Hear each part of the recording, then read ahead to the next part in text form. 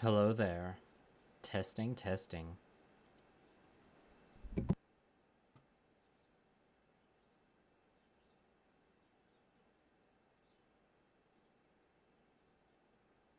Hello there.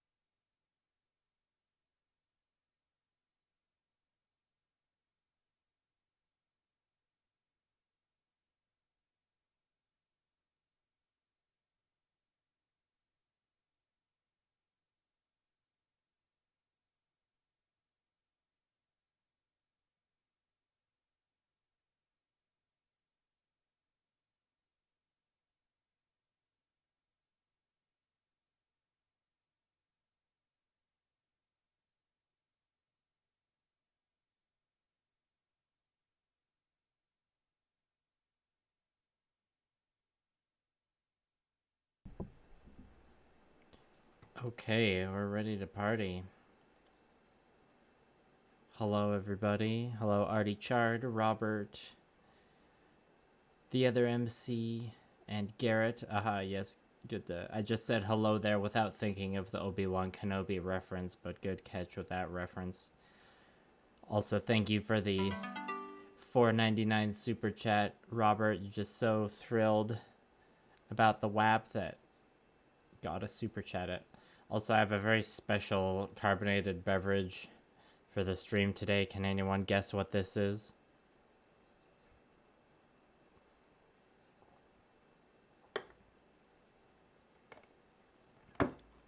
Speaking of WAP, let's open that up. It's pretty wet right now.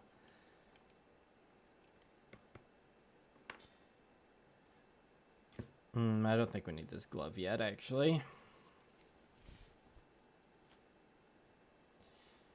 As usual, let me know if the mic needs to be turned up or anything like that, or if there's too much background noise coming in. Let me just show off a couple pieces I worked on this morning. Kind of show off the experimental stuff I'm talking about in the title. The drink I'm drinking, the carbonated stuff, it's not carbonated paint water, don't worry. I don't have a soda stream to pull that off. I'll give you all another look at it.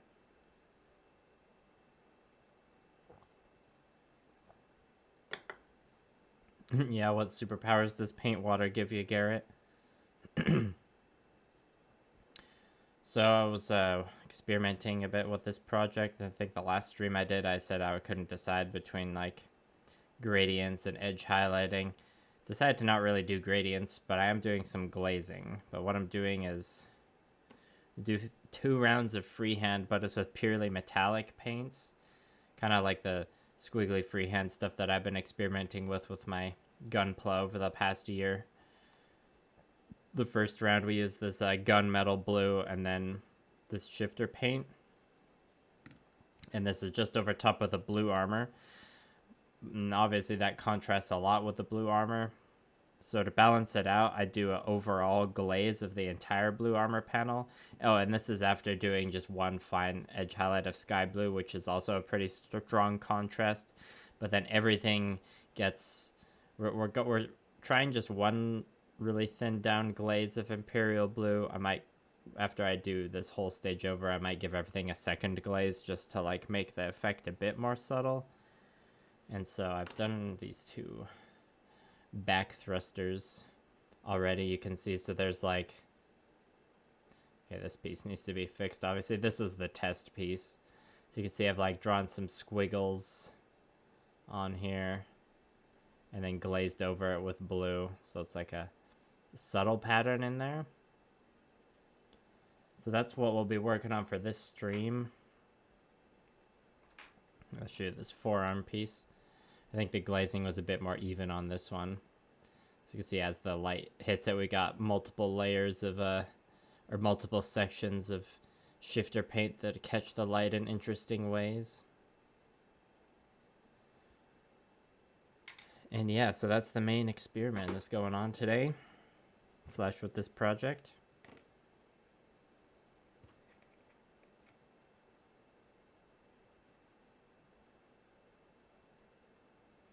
And I've kind of started on the torso. I did just this scrap a brush here. Basically like this panel I did a test on, but the rest hasn't been done. This is like, I did the squiggly line of the gunmetal blue for this section here, but I haven't done the I haven't done the second metallic layer or the glaze.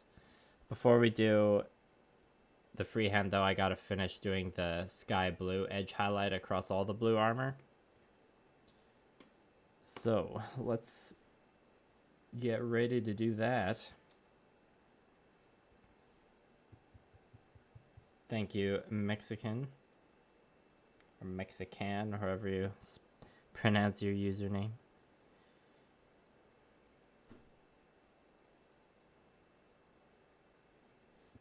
And the reason I was doing the glaze with this Imperial blue and not the blue I was using before is literally because this bottle is close to being empty, so I figured I might as well use it up. And it's like, definitely goes with the other blues I've been using. Because it's a one-off project, so I can use the like paints that I don't need to worry about like saving for other projects like armies and stuff.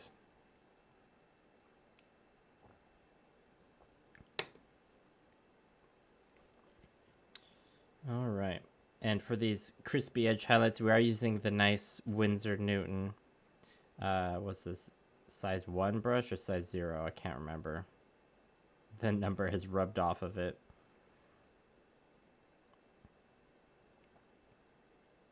It's yeah, I guess I gave people enough time to guess. It's Baja Mountain Dew Baja Blast. Me and Blue Prapley finally found it in a store. Because, you know, usually we'd have to go to Taco Bell to get it, and there's like a very unfortunately low amount of Taco Bells in our city. Or fortunate, depending on how you look at it.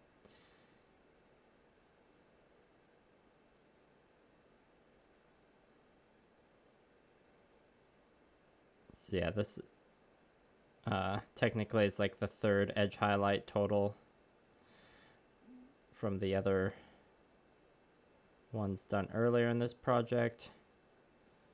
And this is focusing just on the corners and edges that would catch the light the most. Looks pretty bright and contrasty right now, but it's going to be toned down with the glaze at the end. I debated trying to do this with pure white, but I figured the sky blue would be contrasty enough.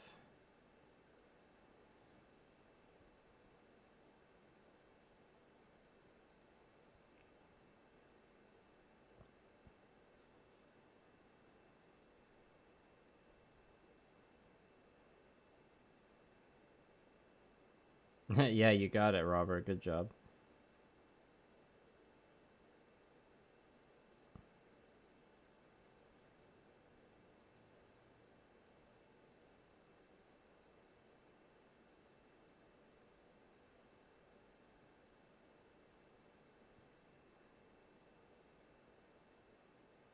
So how's everyone's Tuesday going?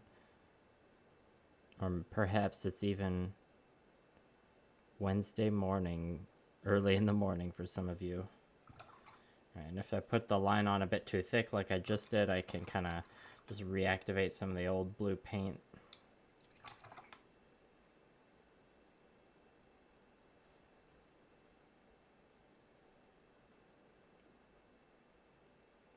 Like so. Like this line here is just a little too thick. So we can just bring it back a bit.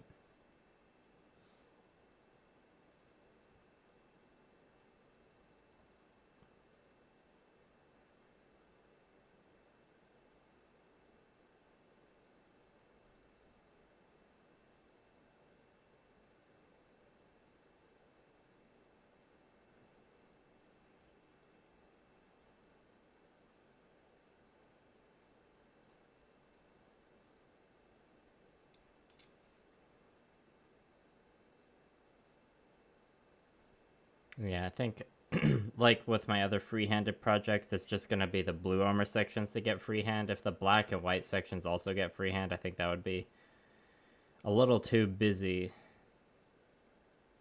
you know?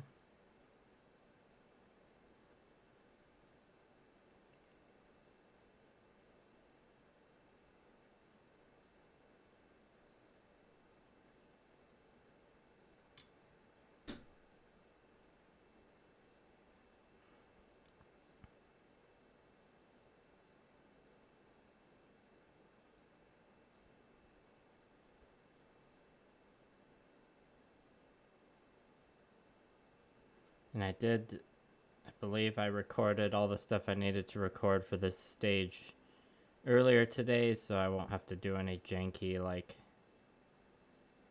recording like I did last stream with the camera overlay, making things more busy. But who knows, maybe I'll have to do a couple clips here and there.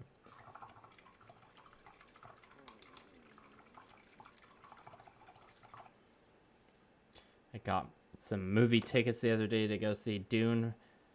I'm seeing Dune for the 3rd time tomorrow because my dad wants to see it again.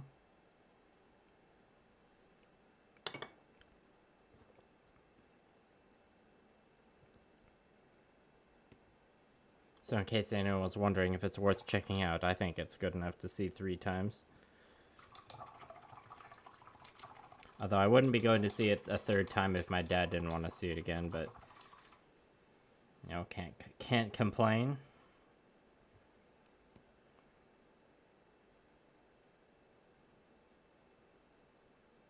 We've got some, you can kind of see some of that sky blue paint is like drying on the brush, which isn't ideal. But we got brush cleaner for later.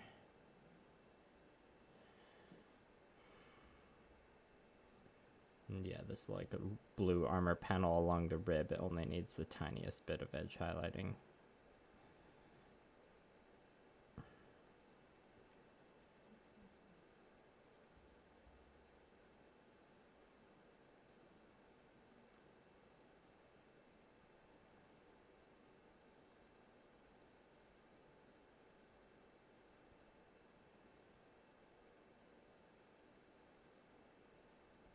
Whoops. That was unfortunate.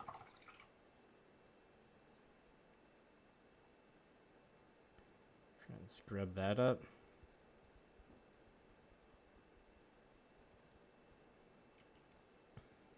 Could reactivate some of our paint over here to tidy that up, actually.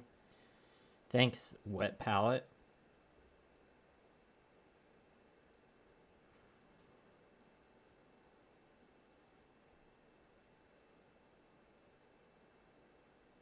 I need a couple layers after that. Bandai, why is everything P Bandai? What the hell?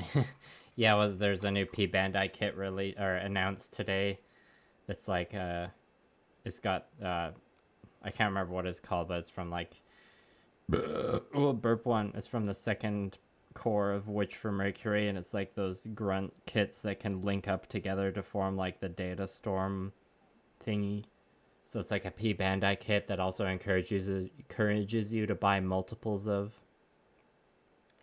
I mean, the thing with P Bandai is like that's kind of like for the really for the Japanese market, it seems. Like for the collectors.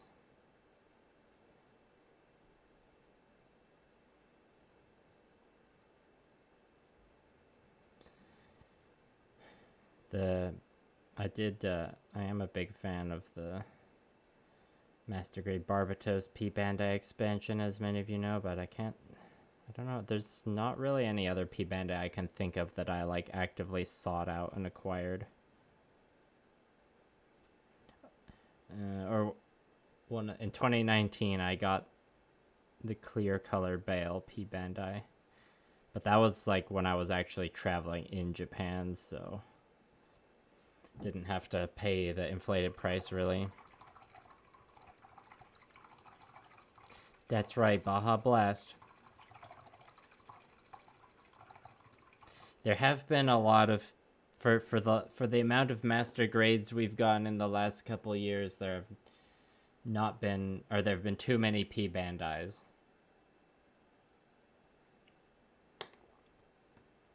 I'd say.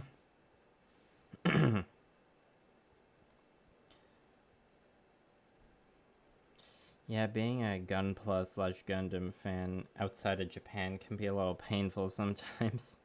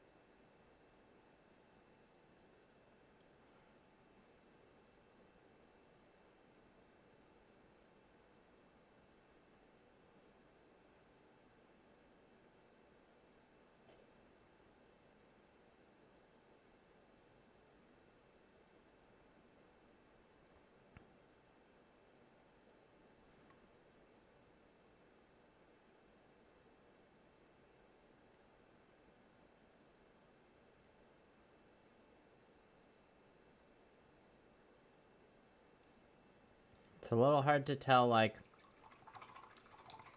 whether I'm going too hard on the edge highlights or not when the arms aren't attached. Like, I might be adding a highlight somewhere that might not make sense because it's going to be covered up by a shoulder piece. But, you know, if it's covered up by the shoulder piece, you won't see it, so it doesn't really matter if I paint an unnecessary tiny line on here or there.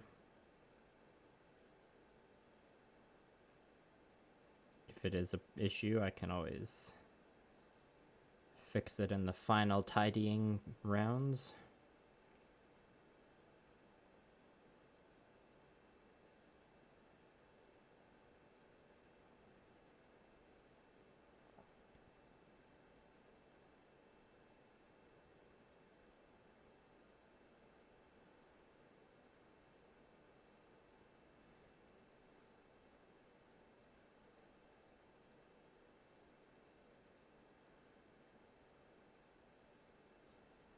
Went a little too hard on those ones.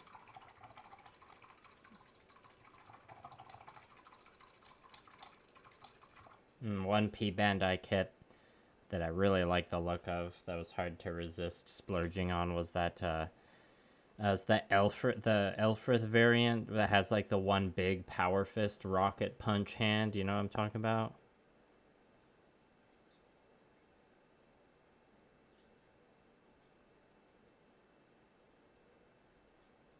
That was one that pained me when I saw it was P Bandai.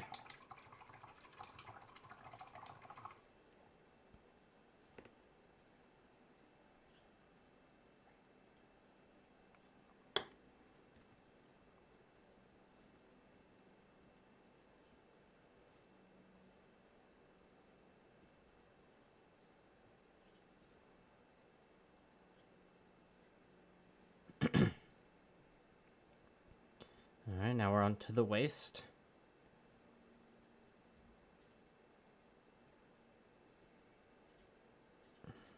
Yeah, if you don't have to go for P Bandai stuff, doesn't seem worth it to go through the proxies.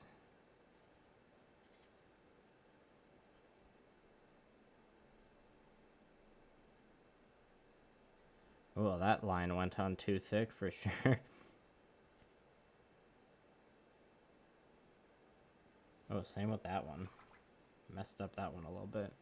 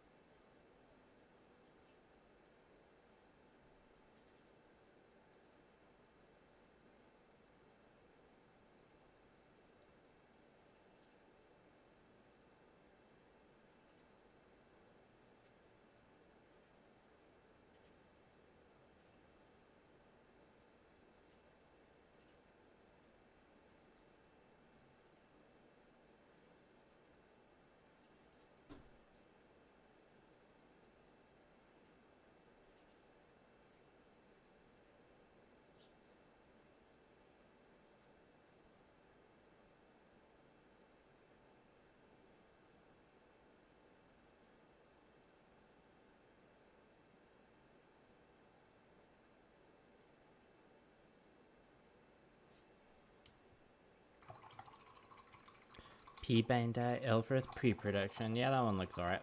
The Elfrith is just good in design in general, so like they all look pretty decent.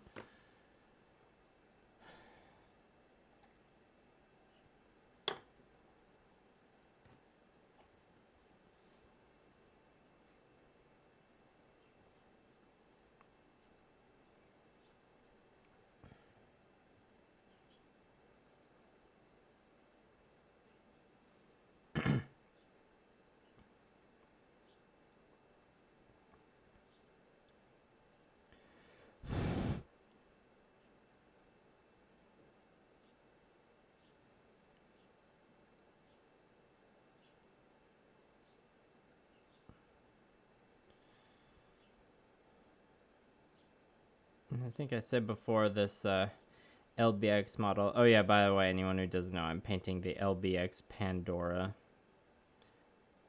which is from the LBX show in anime, but the model kits are produced by Bandai, and I kind of consider them high grades. Basically, I'd say they're like compared to an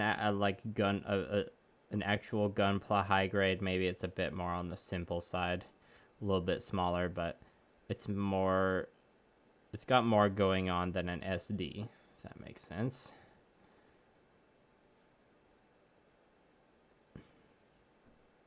In terms of the level of detail, I'd say it's pretty comparable to a high grade.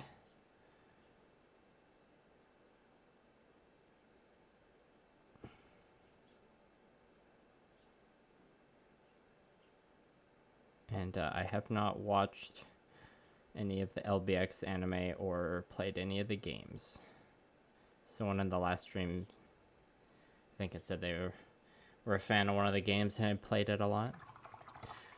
Oh, you're starting the high-grade messer. That's a good kit. Yeah, I have a high-grade messer that I built, but I haven't painted it. It's just sitting on the shelf out of box. Or one of the weapons from the P Bandai Master Grade Barbatos expansion, the big like chainsaw wrench thing. I've got the messer holding that on the shelf just for fun.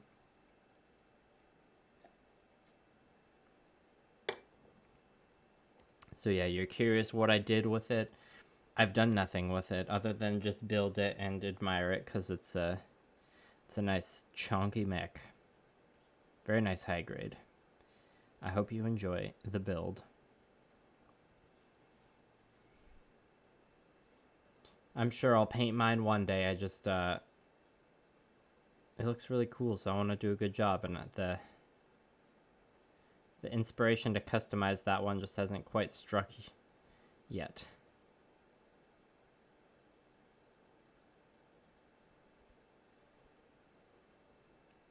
I originally just like built it for fun. I didn't record ASMR or anything for it because, you know, sometimes you got to do that with your models. If you usually like, you know, film them, sometimes it's nice to do one just without taking the camera out at all.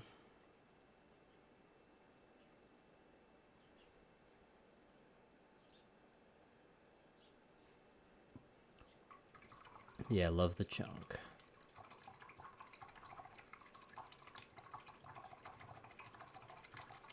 Yeah, the Demi from Witch for Mercury is also pretty good. All the Witch, or yeah, pretty much I'd say I like all the Witch for Mercury designs. Oh wait, no, I don't like the brown one that those two like Earth Chicks pilot. It's like the brown one and the turquoise one. I feel bad for not remembering these names, but I'm pretty bad with names in general.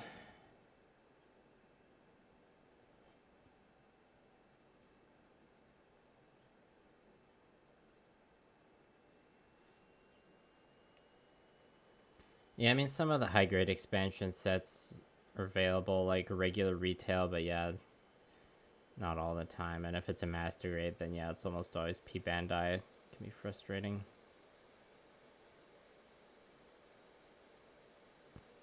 But hey, sometimes that can just lead to creative solutions, like kit bashing your own accessories.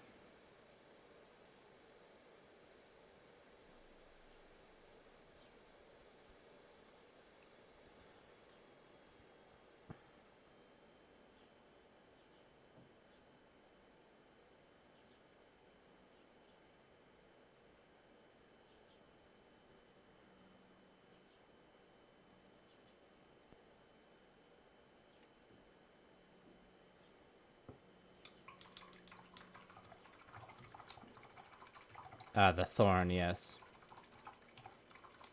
The thorn in the The one with the tiny legs and the long arms, it looked like it was engineered in a way where it was gonna like combine with another Gundam, but it never did.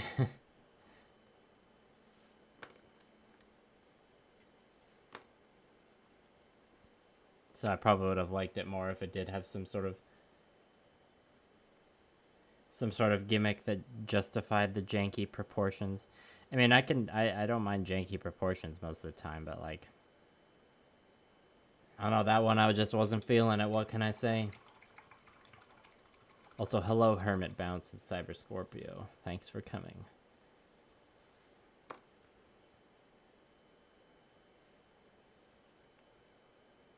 Gonna have to dip this brush in some cleaner soon.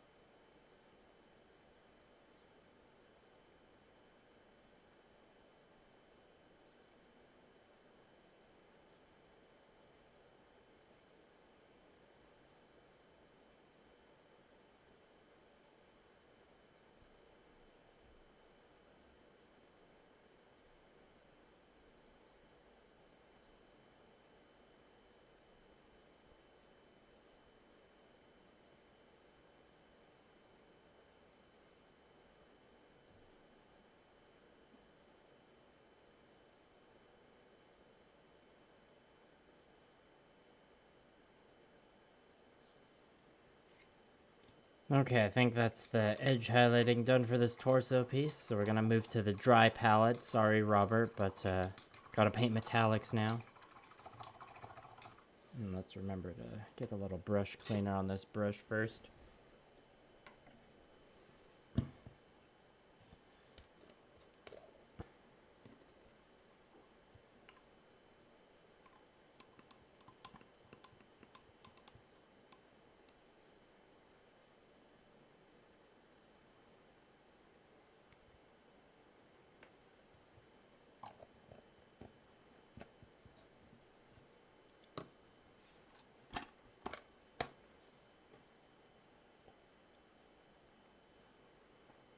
As I down this last bit of Baja Blast, I realized I didn't update the burp counter.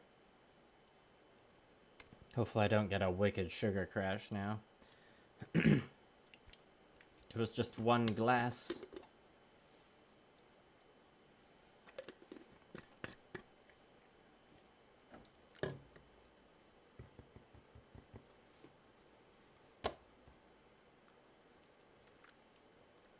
All right. Let's just finish cleaning off this brush here.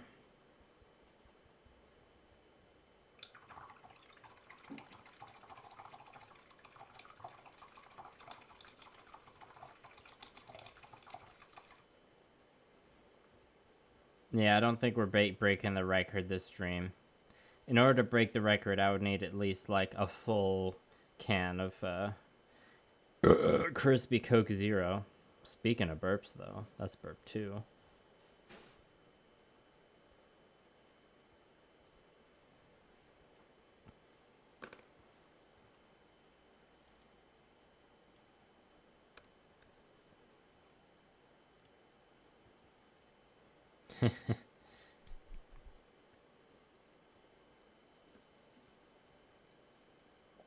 Now, of course, since we're switching to the dry palette, it's gonna feel like all this paint is drying painfully fast.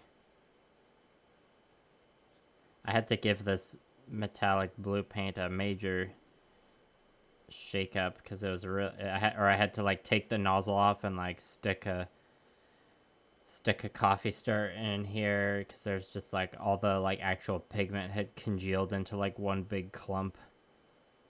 But you know, with some vigorous shaking and the adding of a mixer ball, now we have the paint working as intended.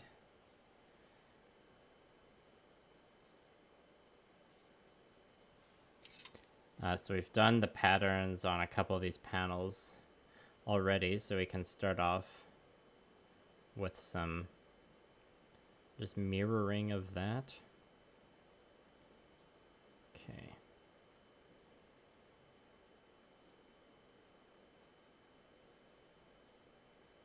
This first line's pretty thick, and we switch to a smaller brush for the second line, which is this shifter paint.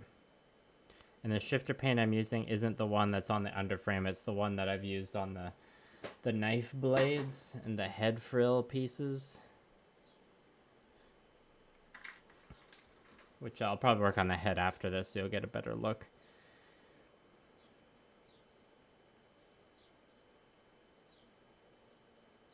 And yeah, I am enjoying how the metallic paints, like depending on how the light is hitting them, it'll like shine differently because I kind of wanted a bit of a more of a subtle look.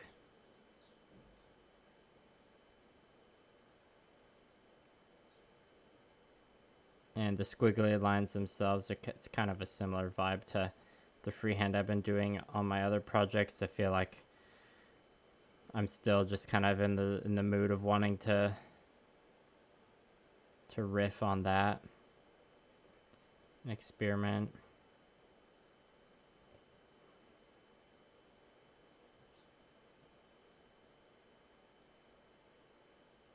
And I'm okay with these like freehand lines spilling into the larger pieces of the edge highlighting I did earlier, because it's all kind of getting tied together with the whatchamacallit, the glazing I'm doing at the end.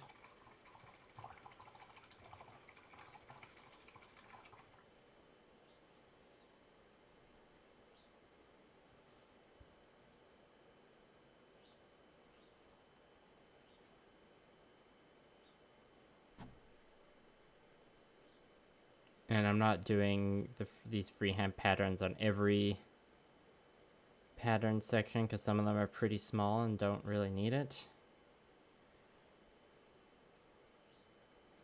Alright, now I'm back to just winging shapes.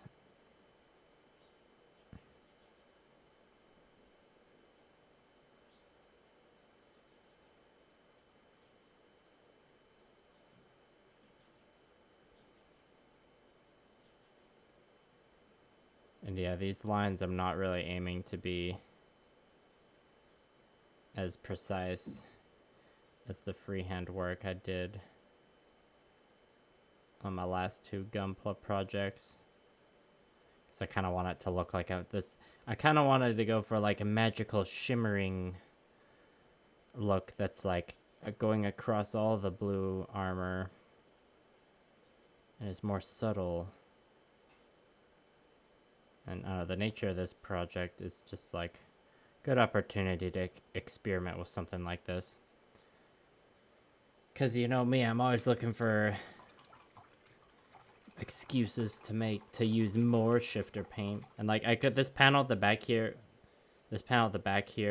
on the butt is big enough to add some freehand to, but it's not really going to be visible, partly because of the flight stand, partly because of the back thrusters that are attached to these pegs here, so we're not going to put anything there. Hello, Ethan. This is an LBX model kit. So it's produced by Bandai, and it's, you know, robotic mecha-like, so I consider it Gunpla, basically, but technically it's not Gundam. Where am I that my paint dries this fast on me? I'm in Western Canada, the prairies. the foothills of the Rocky Mountains. It's pretty dry here.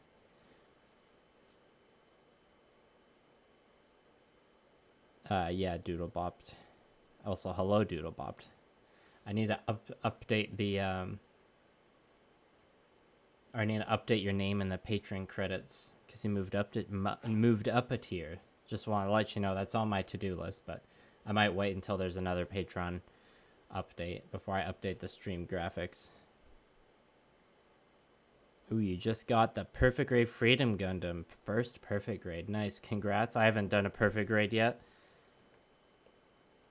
The right moment hasn't arisen yet, but I look forward to the day. If there was a perfect grade Unleashed Zaku kit out there, I would have built that by now for sure. Perfect grade Unleashed looks like an amazing kit, but I just or the perfect grade Unleashed RX-78-2 looks amazing, but I just don't like the RX-78 enough to like do a whole perfect grade build, you know? And yeah, we're working on the LBX Pandora. It's blue Parappas. I'm painting it for her birthday. But it's also going to show up in a video. Alright, now all those freehand lines we just did with the gunmetal blue, we're going over them again with a slightly smaller brush. And this is gold pale blue Vallejo shifter paint.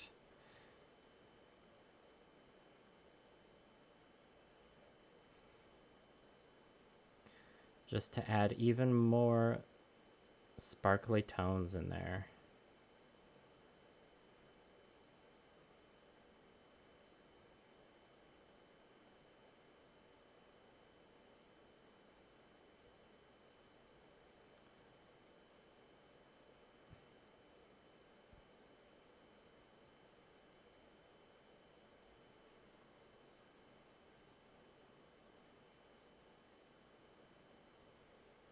The idea here to like do this and then do the glaze over top is to have like lots of variation in the color, but have it be like subtle kind of underneath of the main color. So it's not too distracting, but like depending on how the light's hitting or like what angle you're looking at or studying it from, you'll see some cool like extra sparkly tones pop in there. This also isn't the most appropriate brush choice. I could be using a finer tip, but I don't know, I'm just committing to this one for now. Part of me is like okay with it being messy, because it's like that's almost a good way to test whether the experiment is like worth refining after this. If the results are good enough, I could try it again for the next opportunity that provides itself with a project and see where else I can take it. Or maybe I won't. Maybe it'll just be this one-off.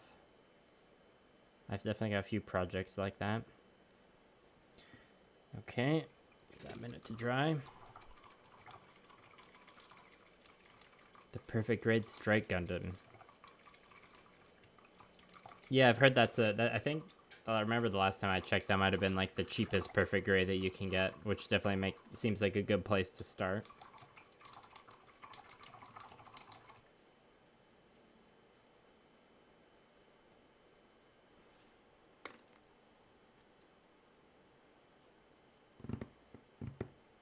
Now, I've got a bit of shifter paint on the palette still. Just want to go back to one of these back thruster pieces from before that I know needed some TLC. As you can see, the glaze here, it was painted on and then it left a stain line because it wasn't painted on evenly.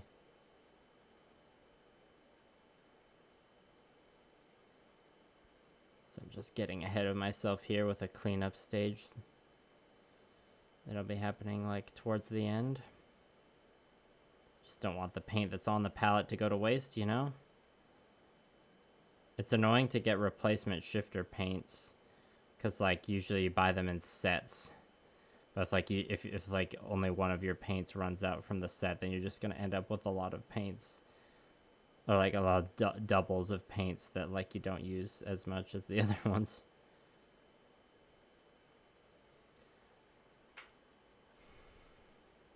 Hello, Hugo. Welcome back.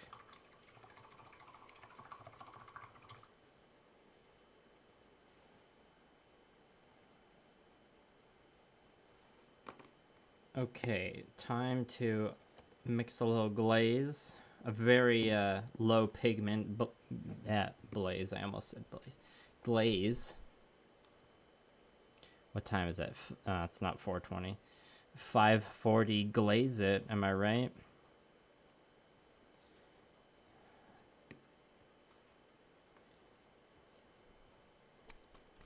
Of course, with our good friend Vallejo Glaze Medium. Oh dear, I feel the Baja Blast Sugar Crash coming on. That's not good.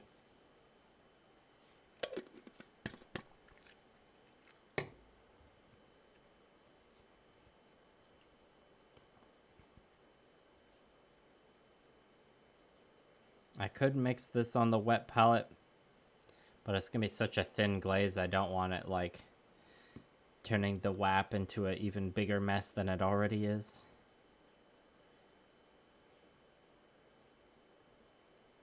So you can see we're going for quite a thin glaze. I haven't decided if I'm gonna do 2 passes of this yet, but even if I do, this is like, or like the consistency, or it would be better to do 2 thin glazes than 1 thick glaze. Yep, that's right, Garrett. We glazing now. It's glazing time. Gonna glaze all over. So you can see how this is just kind of like staining everything with this transparent blue. And tying together those highlights that looked a little too bright. And adding a blue tint to the shifter paint.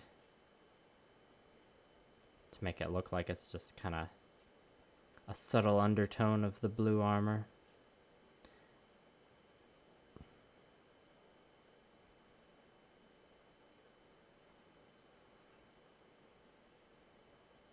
You know, kind of like, it could be like it's a shimmer, almost like some sort of energy shielding.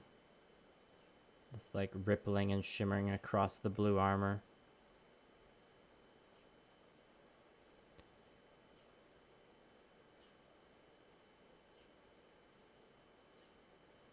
And yeah, like when I'm like with applying washes with glazes like this, you want to do like the whole panel in one go, because if one part of it dries up, then you can like have a obvious drying line show up, which is not desirable. And of course you don't want it to pool, so applying glazes is like similar to applying washes. Although obviously I'm taking care not to spill this blue stain onto any of the metallic purple sections, because it's a bit of a pain to clean up if I do.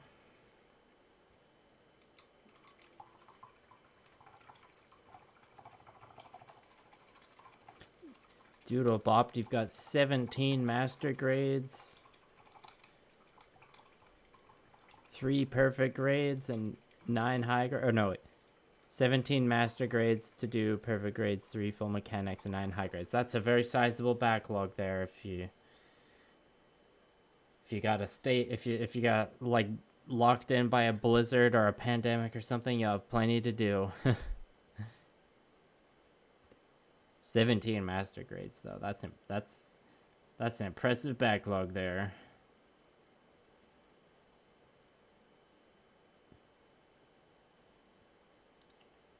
Sorry to hear you fighting a head cold, Cyber Scorpio. That's never fun.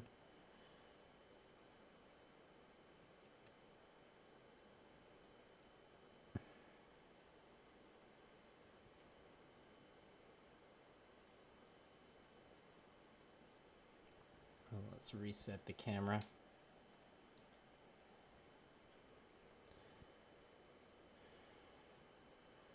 I think I'm going to switch to a brush with better control. This one's just a little too big for these smaller panels.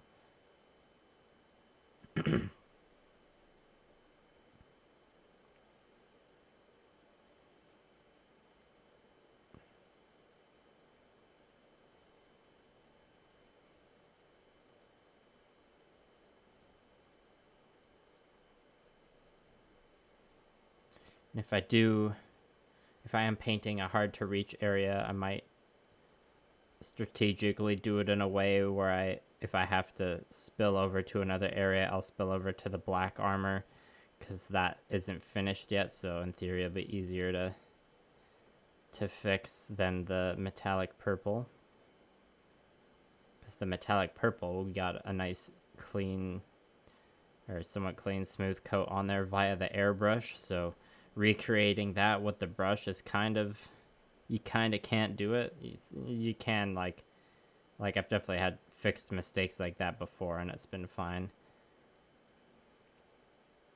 It's just not ideal. Not that having to fix a mistake can ever be ideal, but for me it's a natural part of the process to have a painting stage where you're just like doing around cleaning up mistakes.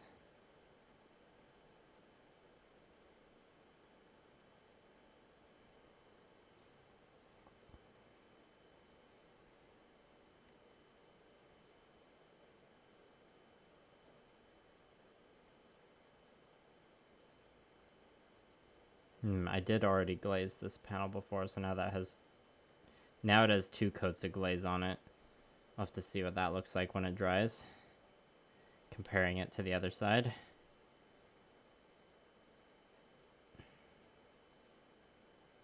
Also, I find that this stage of painting the glaze is very chill and enjoyable. Kind of got a bit of a... Well, painting armor panels on Gunpla, or painting like models and miniatures in general, can kind of have a relaxing coloring book vibe to it. It's obviously got a bit more higher of a skill cap than a coloring book, but both are still enjoyable for similar reasons. Not to say that coloring books aren't creative, but probably painting models is like a bit more creativity involved in a coloring book, but who am I to say? I know adult coloring books are a thing now. I haven't really, when I found out about adult coloring books, I was already, painting miniatures, so doesn't have that much appeal to me when I can paint miniatures, which is like a coloring book that you can do a lot of other stuff with.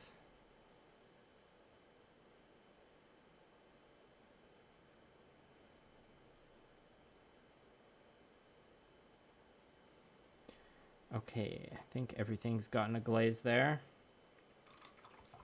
Let that dry for a minute. I think we'll go back to the WAP for a moment and start working on the head. Oh wait, we got some glaze on the palette, and this thruster I painted over a couple bits of it a moment ago, so let's just use this up to glaze over these parts again, because they do need it.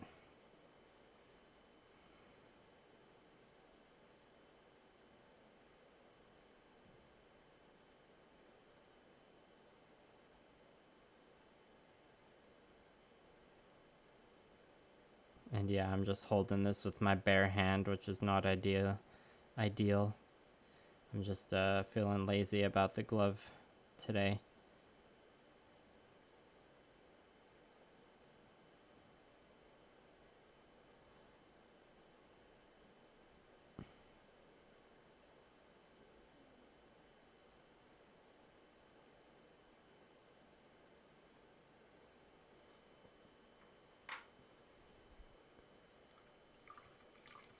The glaze is just like thinned out paint, so it can, and like if you thin it with just straight water, you can get the same effect, but I'm just using glaze medium because it makes the paint, like, you can thin the paint down with still maintaining like better control and consistency versus if you do it with straight up water.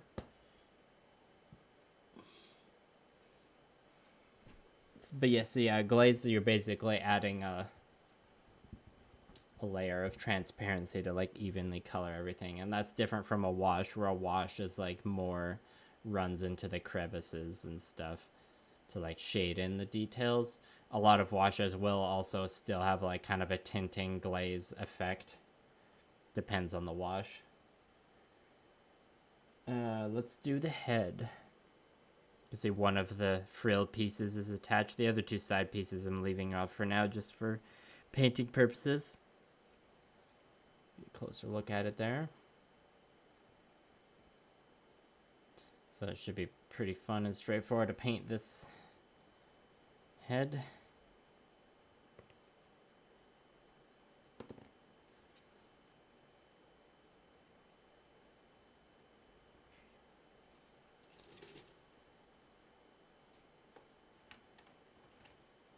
And it's about time for some more sky blue on the WAP here.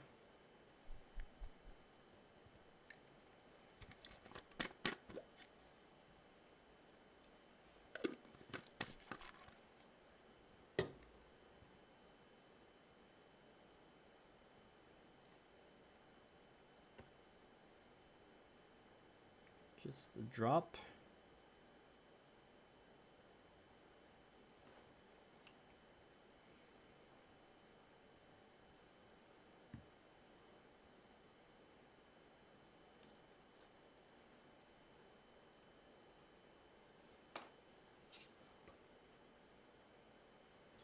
All right, back to edge highlighting mode.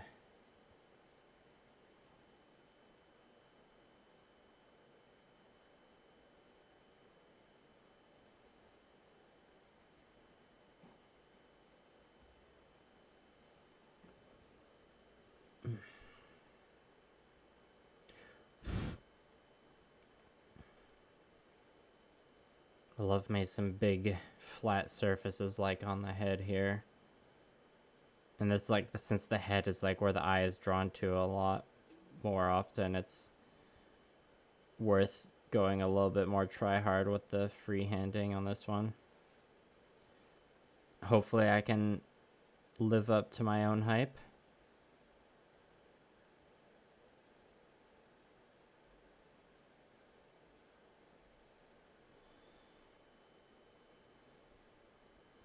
Let's just focus on getting some good edge highlights first of all, though.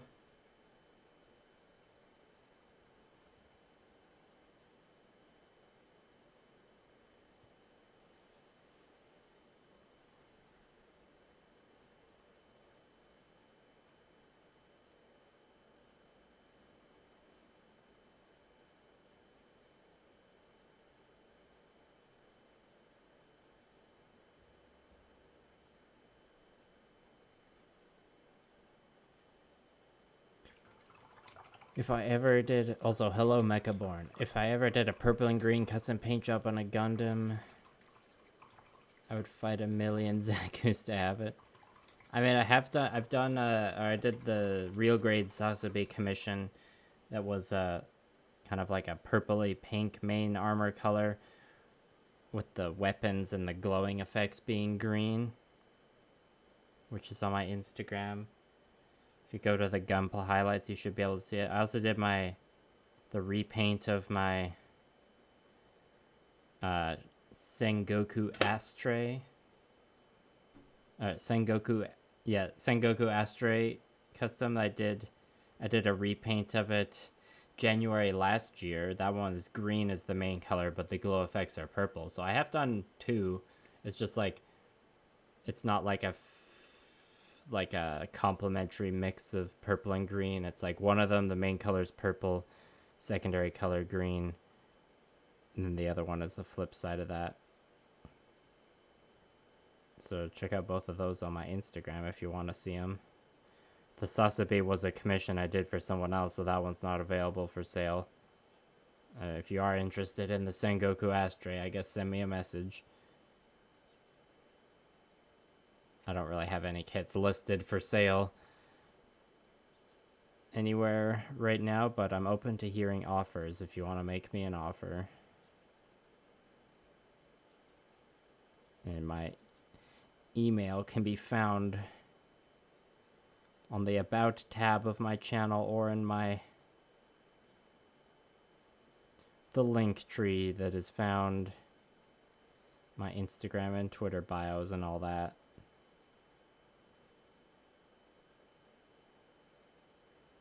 No pressure though, of course. I appreciate you appreciating my work in general.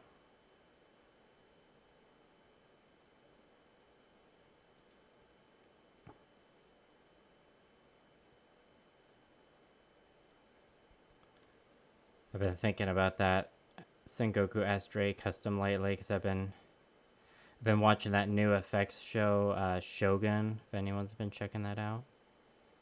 Some good samurai content. And of course, the repaint I did on my Sengoku Ashtray was inspired by Total War Shogun 2. Yeah, kind of like, it's not like AV Unit 1 has like purple armor panels and green armor panels. Whereas the two customs I was describing before, the armor panels were either a mix of black and green or purple and black. And then the glow color was where the other color came in.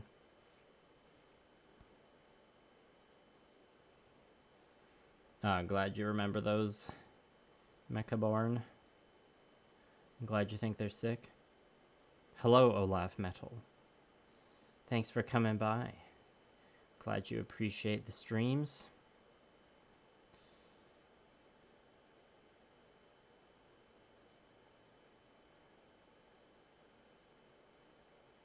I hate it when the paint dries on the tip of the brush.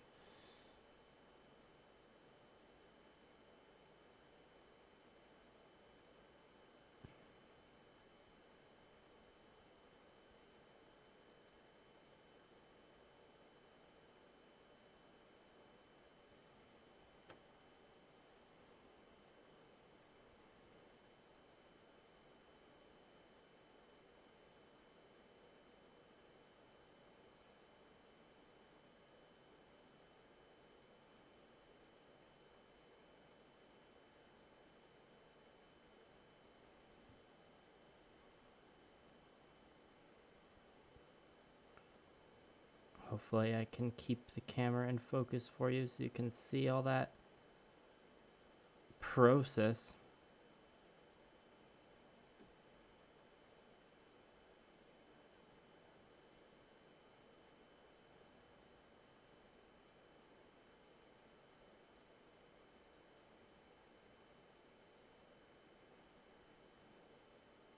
And if anyone is wondering, this will show up in a video that I've been working on. It's just, my last upload was like near the end of November, I think. So I'm well aware of the large gap in between my uploads. There's, excuse me, there's stuff coming. Believe me, I'm feeling the pressure to upload after this long. I don't want my channel to die or anything, but it's just the way things have been. I just haven't been able to get that content out to you, but you'll get some, don't worry, eventually. Okay, I'm liking how crispy those are looking. It's time to switch. Actually, before we switch to the metallics, I'm kind of still in edge highlighting mode, so I'm gonna grab one more piece to do.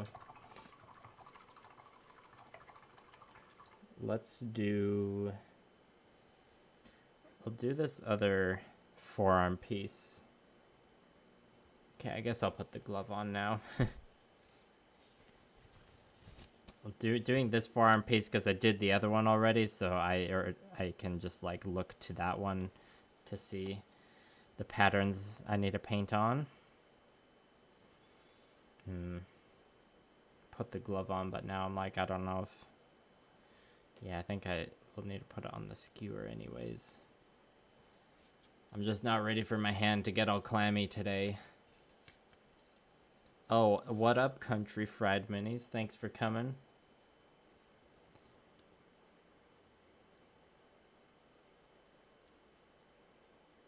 That's not gonna work. Which skewer? This one's, we're not quite dry yet, actually. I need the end of the skewer is like, I've broken it down to the right amount of thickness to fit into the hole on the forearm piece to hold that one. If any of you all watching haven't subscribed to Country Fried Minis, you gotta go do so. One of the most underrated model painting channels on YouTube right now. Also puts on a great stream. Far better than my streams, if I say so. And just some really fun and wholesome painting videos. Oh yeah, I've had some painting sessions where I like peel the glove off my hand afterwards and it's just like a horrible sweaty mess. Come on, camera. Tiny piece, so I was having a harder time focusing on it.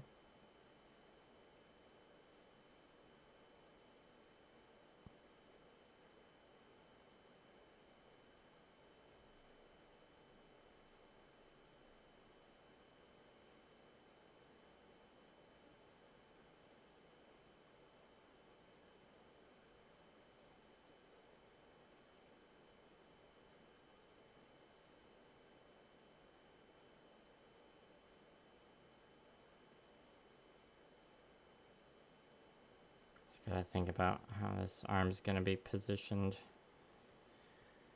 I guess this could be the left or the right arm. I'll just aim to do the edge highlights in a somewhat neutral pattern, lighting wise.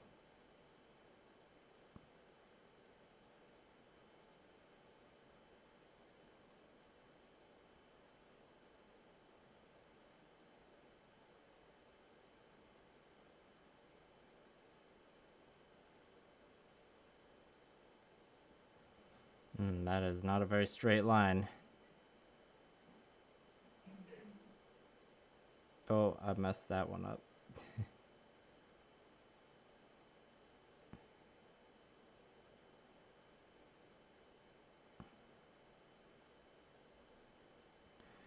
Alright, once I use up the paint on my brush, I'm going to go back to those lines and clean them up a bit. Or bring them back a bit with some of the darker blue.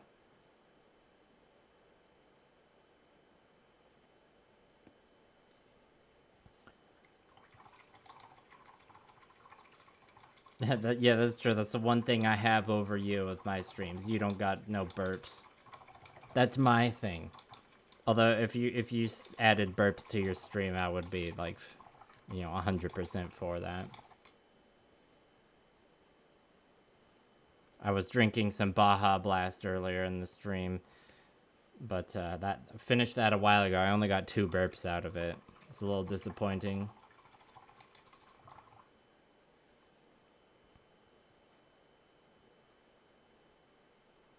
Right, I said I was gonna bring those lines back a bit.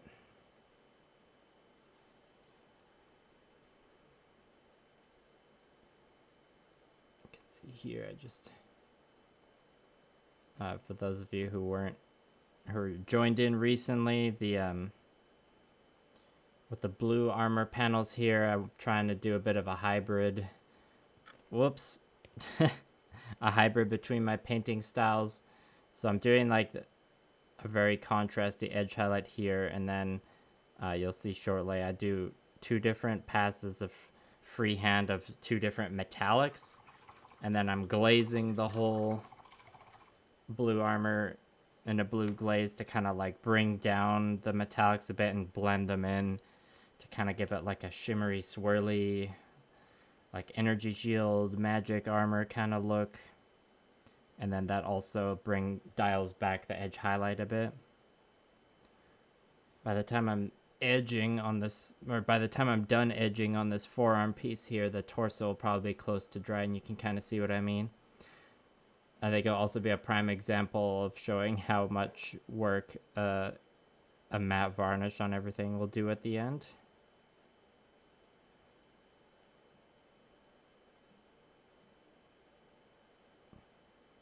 At least that's how I'm hoping it'll turn out in my head.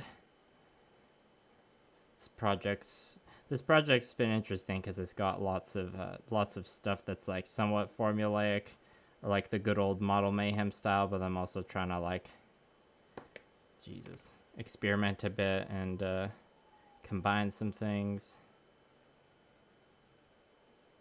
which is kind of what I did the last time I painted a LBX model. Okay, just about done the edge highlights on here.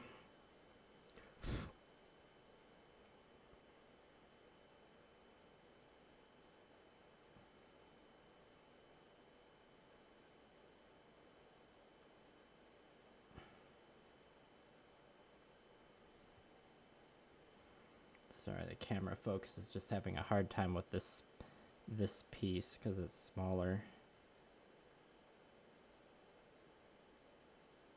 Don't worry, I'll give you some head after this.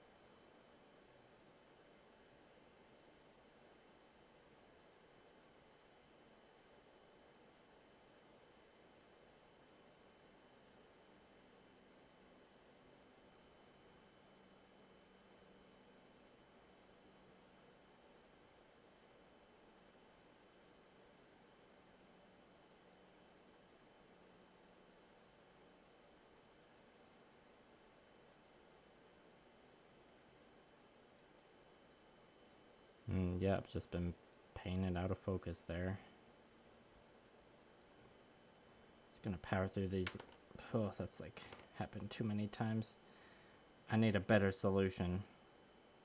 When I was painting these pieces on the last stream, there's a different the elbow connector piece was attached and acting as the clip, but now that's attached to the bicep pieces because I just kind of switched up or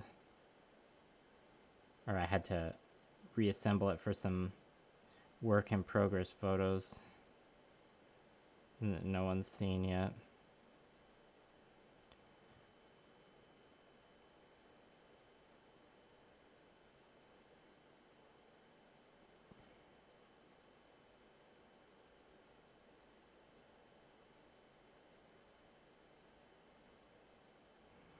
All right.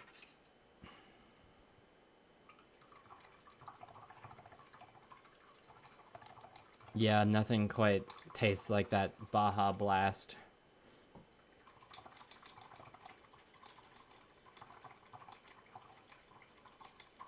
Oh, damn, manual focus painting. When I was starting off with the mini painting on YouTube, I had to do a bit of that. That's never fun.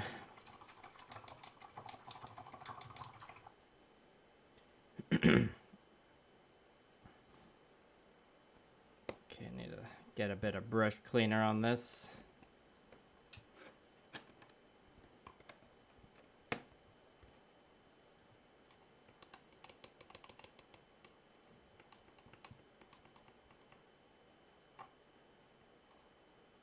I finished watching the Netflix show Blue-Eyed Samurai today. It was very good. I was a little let down by the final episode, but had some pretty incredible 3D animation in that series throughout. Alright, let's take a look at the torso here. It still looks kind of wet. I'll give you all a look at that kind of armor effect I was talking about. Just ignore the shiny, still wet parts. Perhaps I'll be doing a second blue glaze on everything. I'll probably make that decision off camera once I've done the freehand across all the pieces. Okay, because these forearm pieces slightly annoying. Here's another one I can show you that's dry for the example of that effect I'm talking about. Okay, now I'm reluctantly gonna put the glove on.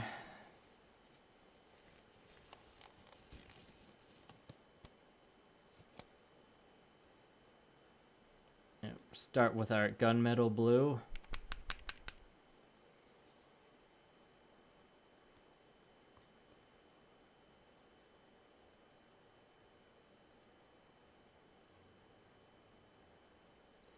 far along, right? We're at an hour and 12 minutes. Not bad.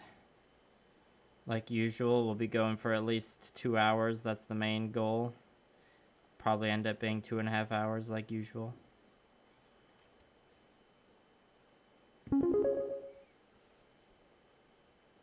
Oh, thank you for the $10 Ko-Fi donation, Artie Chard.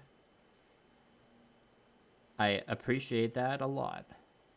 You're the first person to actually do a Ko-Fi donation, or Ko-Fi donation. So it's the first time I've actually seen the Ko-Fi bot in the chat. And the first time to actually see the JoJo's Bizarre Adventure GIF notification that I programmed in. So thank you for that. Glad it works. I'm sorry I couldn't, I don't have a way to have it display your name permanently like the latest super chat widget I've got on the stream. I tried to make up for that with having the JoJo GIF that plays there. So hopefully that's fair. And it will be permanently displayed on the actual Ko-Fi page. It'll show that like you've got that you've made a donation. Okay, I've got to like look at the other forearm piece as I paint this to try and mirror the pattern. I think we go there.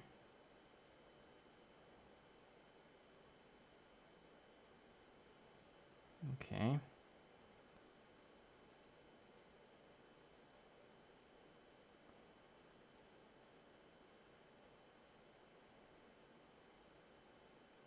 I don't think that's the same shape, but you know what? Maybe we're just not gonna be symmetrical, because I did say I kind of wanted like a shimmery magic armor look. We're just gonna roll with it. I'll at least try and make the pieces symmetrical with themselves.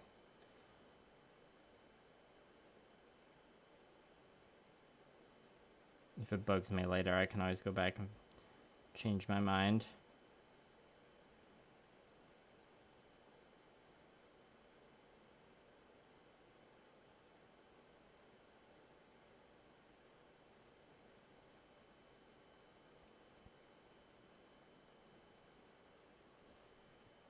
Okay, I don't really need to look at this piece now because I've got the two sides of the forearm. Yeah, exactly. If the parts aren't visible at the same time, symmetry won't be an issue.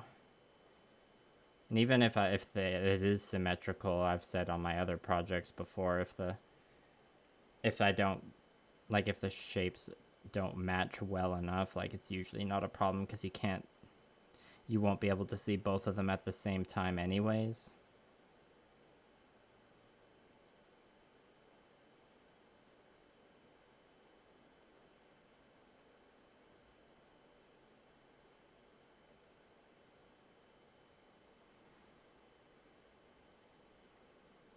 Country Fried Minis, are you planning on streaming tonight at all? Because if so, I might be able to try and finagle the YouTube studio function to try and do the equivalent of a raid and send the viewers of this stream to you. No pressure though. If you're not planning on streaming, that's no problem. I just like remembered that I saw like a Total War streamer do it once, and I didn't know that YouTube had added that raid functionality.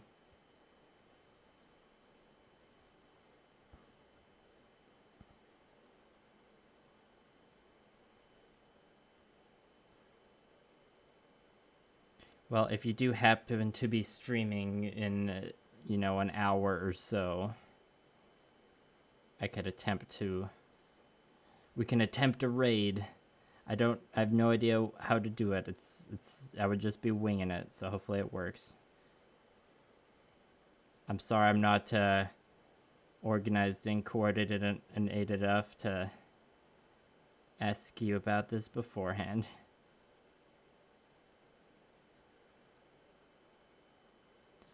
Okay, we got the squiggly lines on this piece. Now I'll move to the head.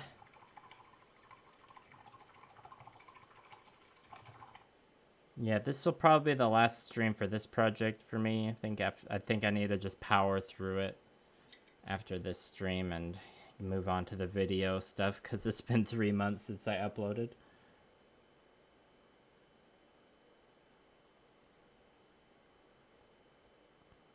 As much as I do like streaming, the cold hard facts is that painting off stream is a bit faster, but then the flip side of that is sometimes scheduling the streams can like help with the accountability and actually like getting painting done. If you schedule a stream, you're like, okay, well I committed to this schedule, so I got to do it now. Okay, we got a big flat helmet. We're just gonna improvise some freehand squiggly lines on it now.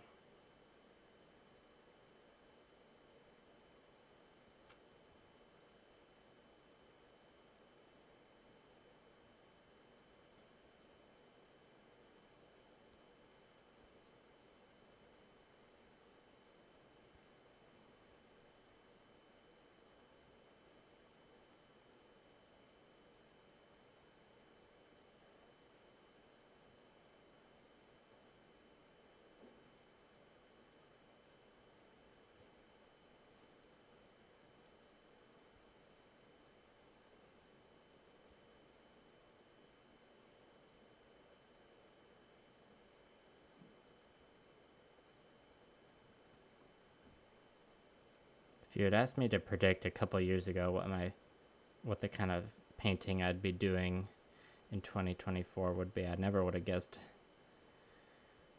this freehand business.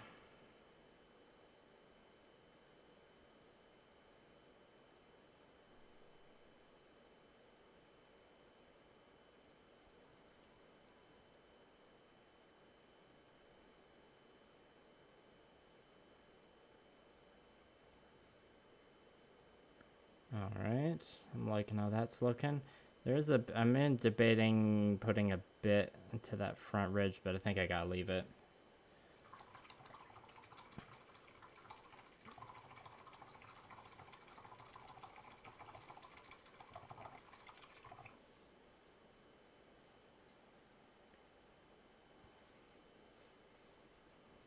Yeah, I mean, I've never been too familiar with Twitch as a platform,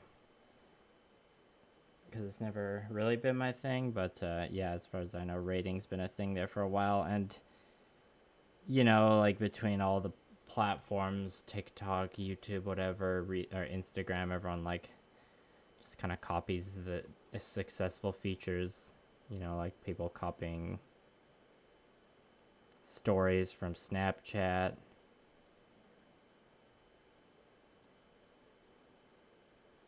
So I'd been waiting for a while, actually, for YouTube to get this similar, because I thought the raid functionality with Twitch was always pretty neat. I was bummed that YouTube didn't have it, because when I first tried streaming, I did my like kind of practice, see if I can handle this test streams on Twitch, but then I ended up preferring YouTube as a platform for streaming. I'm not a huge fan of Twitch.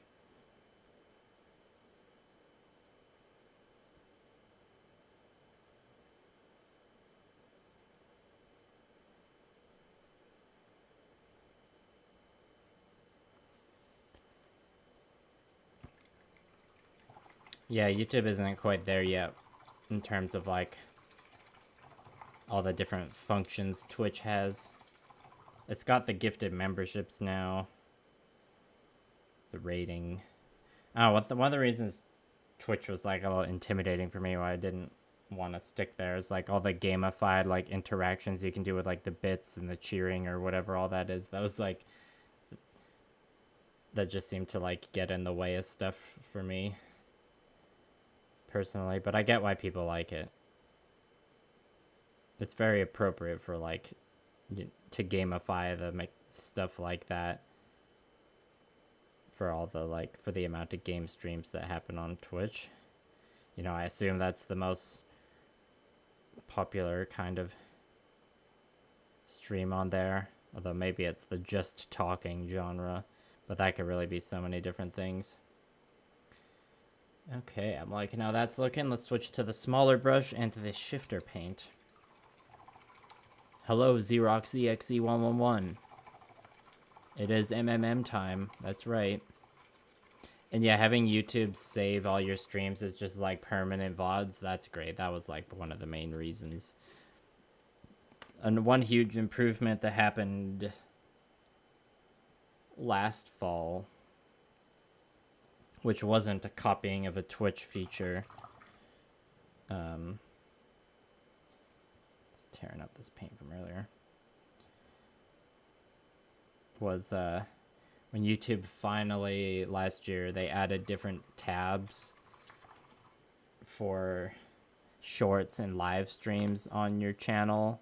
Because before, like, every time I did a live stream, I would unlist it afterwards and just put it in a playlist. I still put them in playlists, but I don't have to unlist them anymore, and I would have to unlist them because they would, I want to use a smaller brush, actually.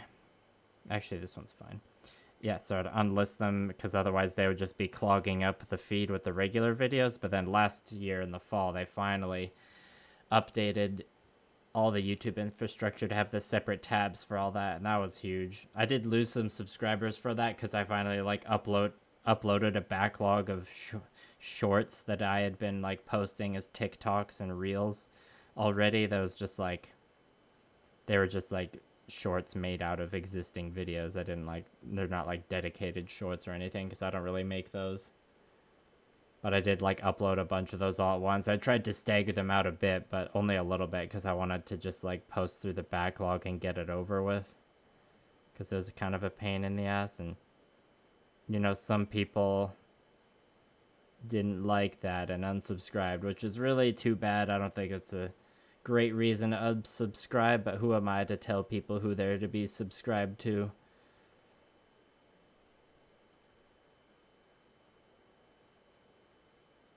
Shorts have, you know, there's been some benefit to uploading shorts, but I'm glad I haven't like tried to pivot to them or anything, or like make dedicated shorts for anything. I think pretty much almost all the shorts I've done, it's been like just a recycle of footage that existed in a video, so the short is just kind of like some more promotion for the main video. And I think like if I had put in any more effort than that, I would have been a little burnt, just because the monetization on shorts is pretty garbage.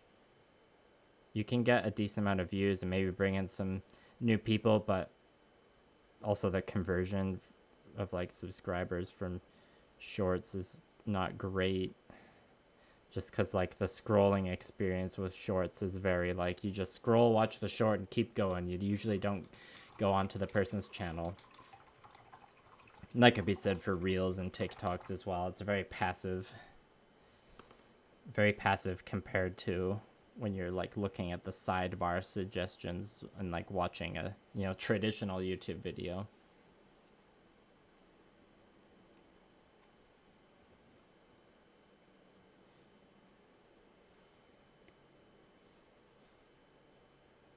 And yeah, so now this is the second line of metallic, which is the gold pale blue shifter paint. I'm just repeating this for anyone who might not have caught it earlier. So we're just tracing the other freehand line to just add even more sparkly metallic tones in there.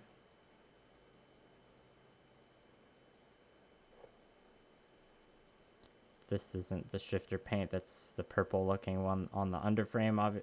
Obviously it's the one that's on this kind of back frill here, and the daggers that this model's holding.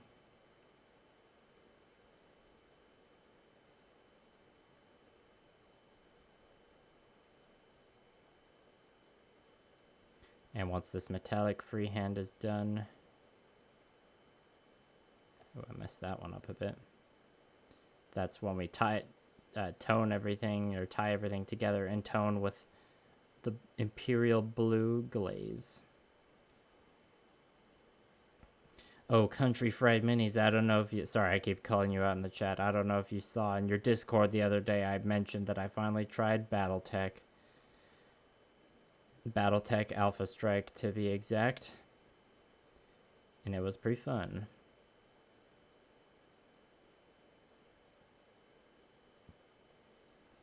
More freedom of movement than I was expecting it to have. Because the games I tend to play, I'm used to there being like more consequences to like shooting into melee combat and like trying to leave melee combat. But then when I think of BattleTech in the context of like, or as if I was imagining in my head, the like Xbox game Mech Warrior, God, Lone Wolf, one of the games where it's like a action Mech Warrior BattleTech game, and I remember in that your mech is like constantly moving around and strafing while firing. So when I kind of like imagine the Alpha Strike gameplay to be similar to that, then like the greater freedom of movement and like less consequences for like running in and out of melee range makes sense.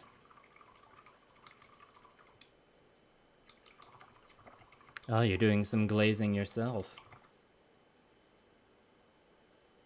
Yeah, it was Alpha Strike. Speaking of glazing, time to mix some more of that saucy stuff. 3D printed Helldivers models. I'm sure there's some of those out there in the wild already.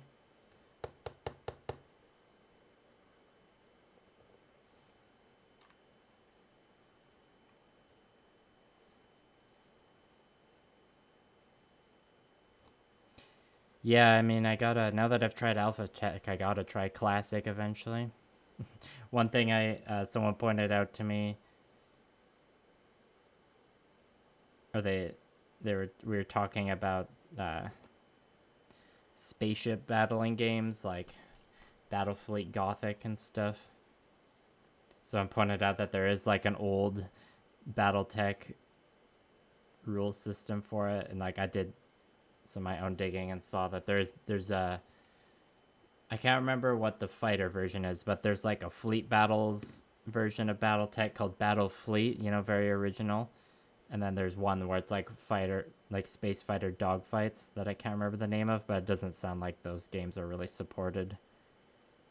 And like if there are minis for them, but they'd be like really, really old school metal ones. But my hyper focus on like just browsing minis for fun lately has been ship games, mostly dystopian wars.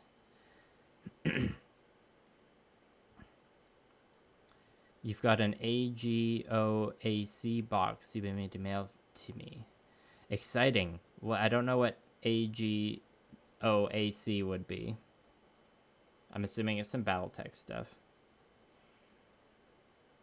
But yeah, I've realized my minis collect. I've got a decent amount of games, like different, or like a lot of different minis for different games, but pretty much all of them are either a sci-fi or a fantasy 28 to 40 millimeter. Well, so it's like most of them are kind of around that 28 to 30 millimeter scale, the classic, and then all my conquest stuff is 38 millimeter scale, so a bit bigger, but I don't really have anything other than that.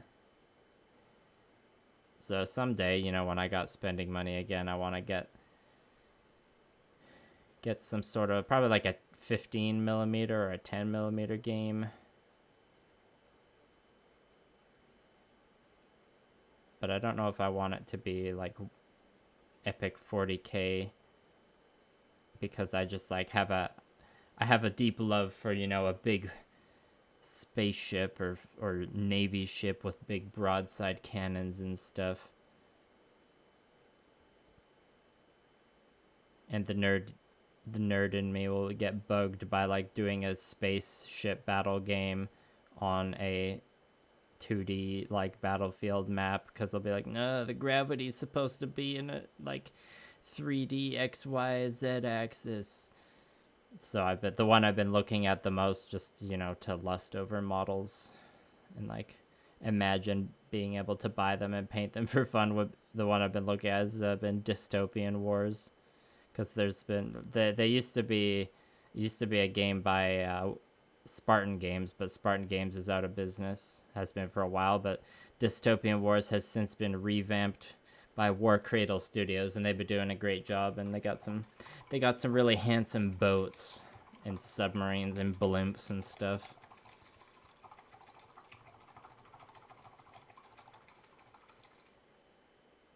Oh, Battletech, a game of armored combat. I understand what you mean now.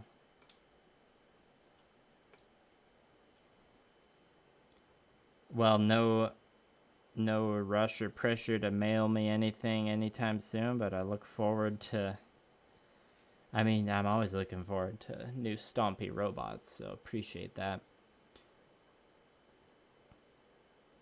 How do I feel about animals/insects, as in painting them, Artie Chard? I've painted more animals than insects, I would say. I don't know, I guess I'd say insects are easier to paint than animals. Generally, like, I don't like painting it, or like animals aren't my most favorite thing to paint. Like with my 100 Kingdoms army, I got hella horses I gotta paint. And like, you know, I've painted, well, when you play fantasy war games, you just end up painting a lot of horses, and like horses aren't the easiest thing to paint in general, because like they come in a lot of different colors or like shades and patterns. So, but like I've enjoyed painting horses and like enjoyed the end result I get, but I find painting horses is a bit of a challenge.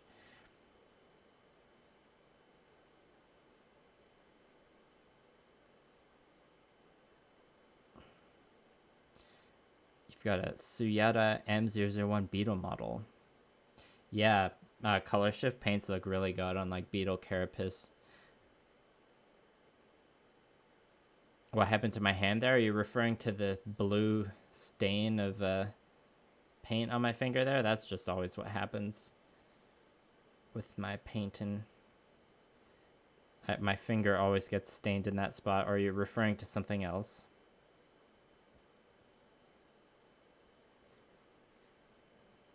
This glaze might be a little too strong. We're committed to it now, though. We got to keep going.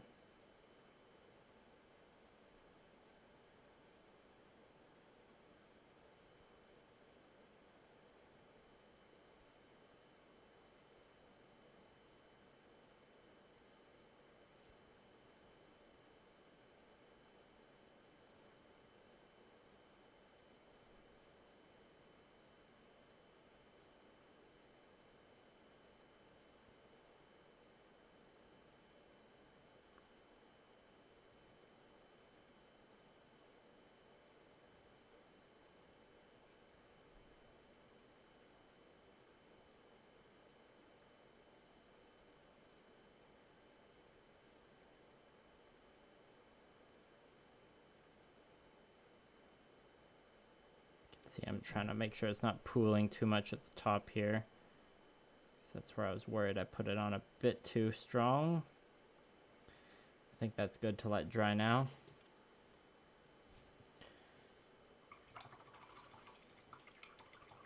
You finished your Master Grade Wing Gundam Zero Endless Waltz. Eventually gonna turn it into a custom Fallen Angel design. Very nice, congratulations. Is that the Verka Master Grade there? That looks like that's a very nice model kit from what I've seen.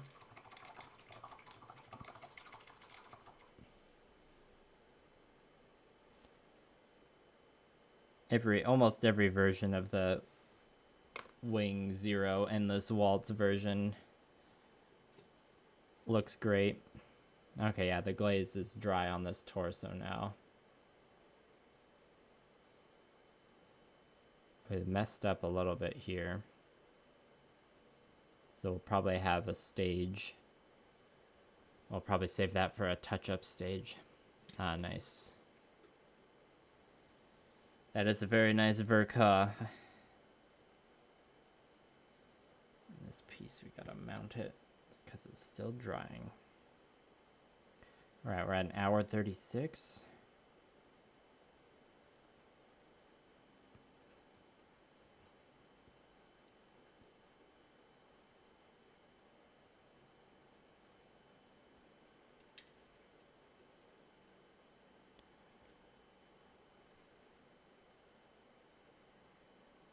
Glad you think the effect is good, Artie Chard. I was, you know, it's a bit of an experiment, so wasn't sure if it was going to work out. Alright, let's paint one of these fabulous leggies here. Well, I guess we can take the torso off its skewer. Just gotta make sure we're setting it down in a way where only dry parts will touch.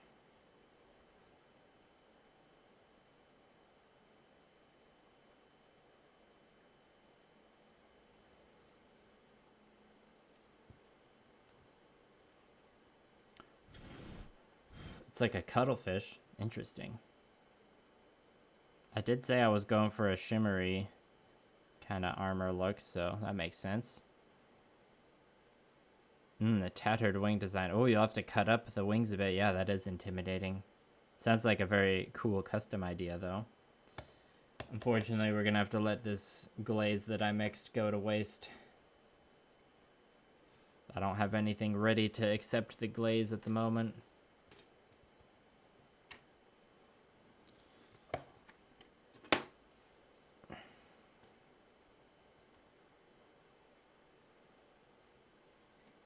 Checking this piece, make sure it's okay. Alright, back into edge highlighting mode.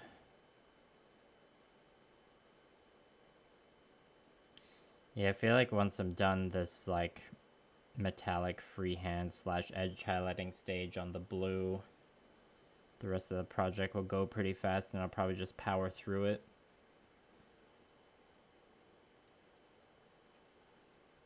Power through it, not doing any streams. I mean.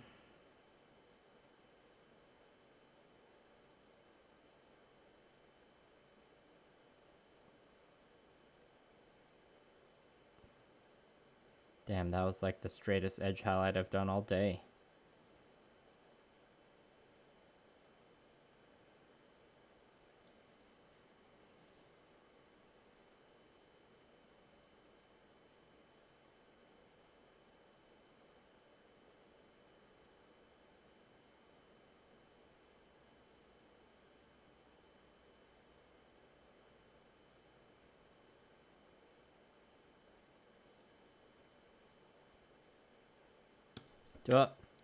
Oh, that's awkward.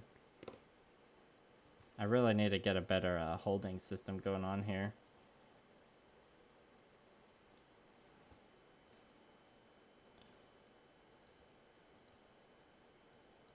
Well, we got a bit of sky blue paint where it shouldn't be, but it was on a section that didn't have a lot of work done on it, so there's a bit of mini paint and cringe for you. Yeah, if you break the V-fin, I guess that's an excuse to go for a fallen angel look. That's some good resourcefulness there.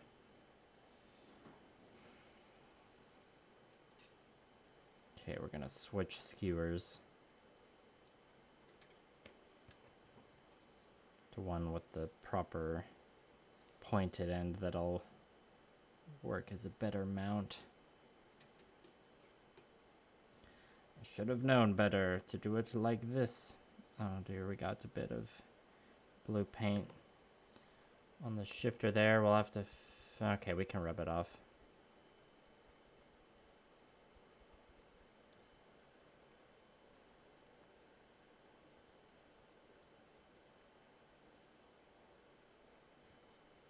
Yes, I am just using saliva to do that.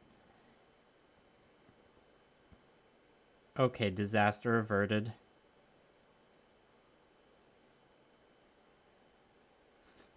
Thank you, Artie Chard. I'm good at dealing with mistakes because I make a lot of them. On the purple shifter, just had a base coat of Vallejo Surface Primer Black. And the purple shifter in question is this one, Old Silver Pale Violet. The shifter paint being used for like the knives and the head frills here, and also like some of the freehand details is gold pale blue. They both came in the Galaxy Dust set, I believe it's called. Hide the crime.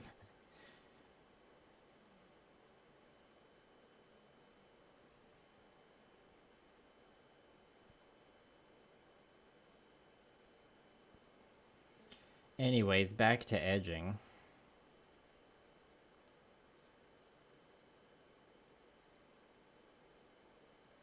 Yes, good garage sale kits for kit bashing fodder. I like it.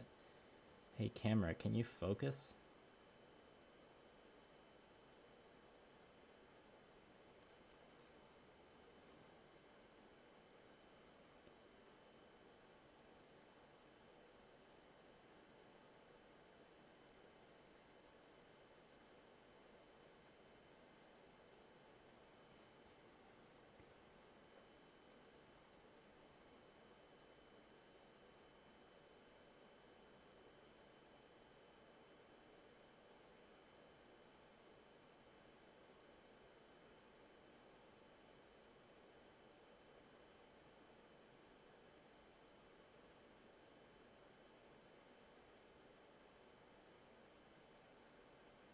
It's the legs on this model that really made me want to hand paint it. I just see all these glorious edges. And I'm like, that is just prime candidate for Model Mayhem style right there. And plus it's got high heels, so I always like it when the robots and mechs got high heels.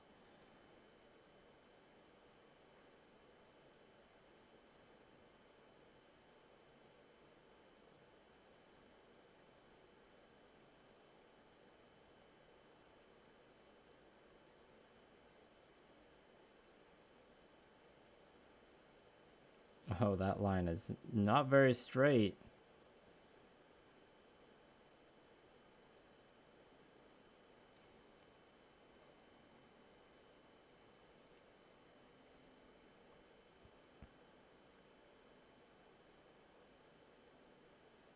Moving on, though.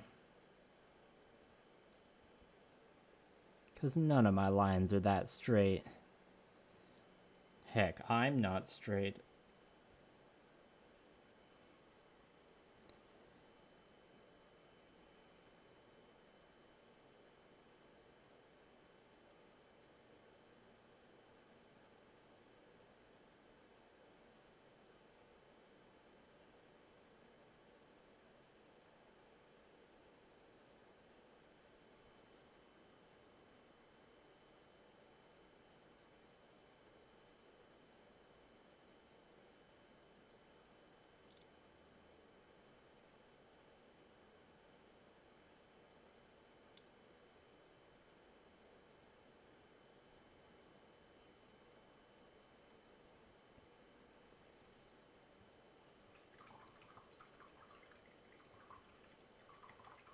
No, shifter paints don't really need a metallic base, I find. Just a black base is good enough, and like if you want to get fancy about it, you could go for a gloss black base.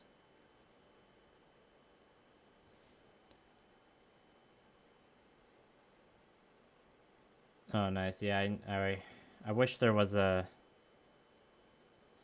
I mean, my local hobby store is like tabletop gaming focused, so there's lots of like... They have a really nice used like miniatures section, but they don't really deal in any plastic, or they don't deal in any like model kit type stuff. Or I'm not aware of any stores that sell like consignment Gunpla. But there is like, the various buy and sell groups on Facebook and whatnot.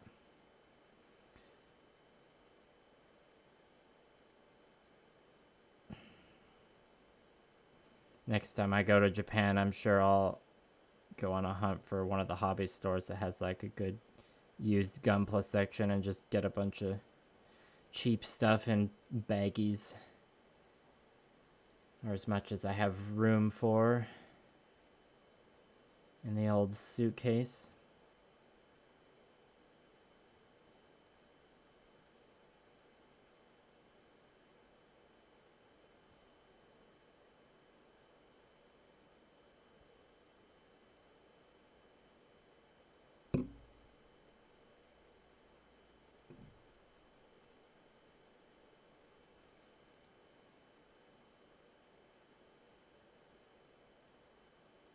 So apparently it's the 20th anniversary of Shrek 2 this year, so there's some, I think there's gonna be a couple theaters in my city and probably like most major cities where they're doing like anniversary screenings of Shrek 2. Is anyone else gonna go to that? I feel like Shrek is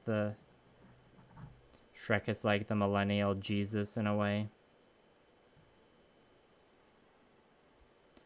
I just said some straight up heresy. I don't know how my mind went to Shrek.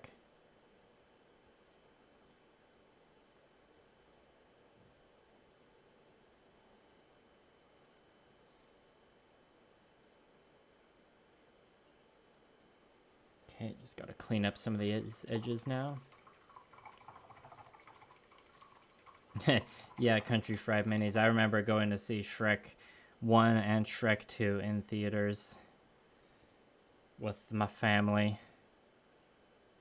I think one of the very first movies I saw in theaters, period, was Star Wars Episode 1, The Phantom Menace. And it blew my mind. Because I was a small child. I was like the perfect target audience for that film when it came out.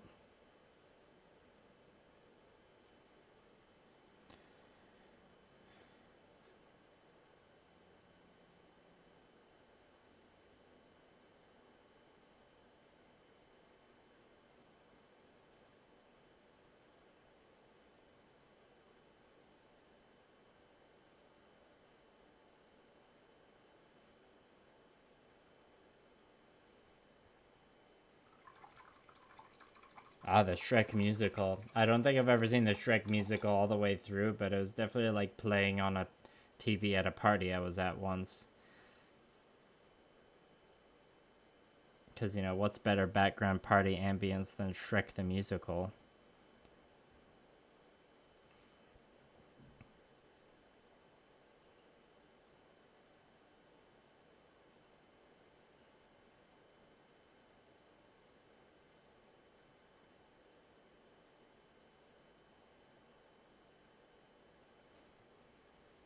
Man, I fixed the line and then I tried to add a bit more and now I gotta go back and fix it again. So what do you think the proper viewing, this is completely unrelated, or I guess musicals made me think of Wonka, and then that made me think of Dune, and now I'm just thinking, what's the correct watching order? Do you watch, or if you're having like a Timothée Chalamet day?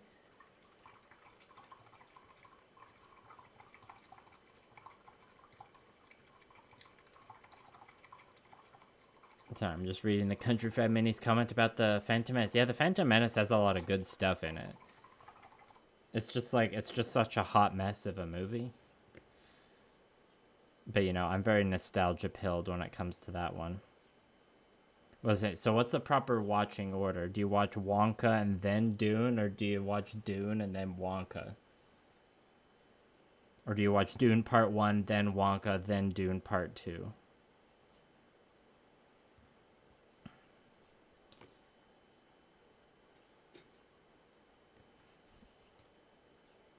Chalamet Day, May Day.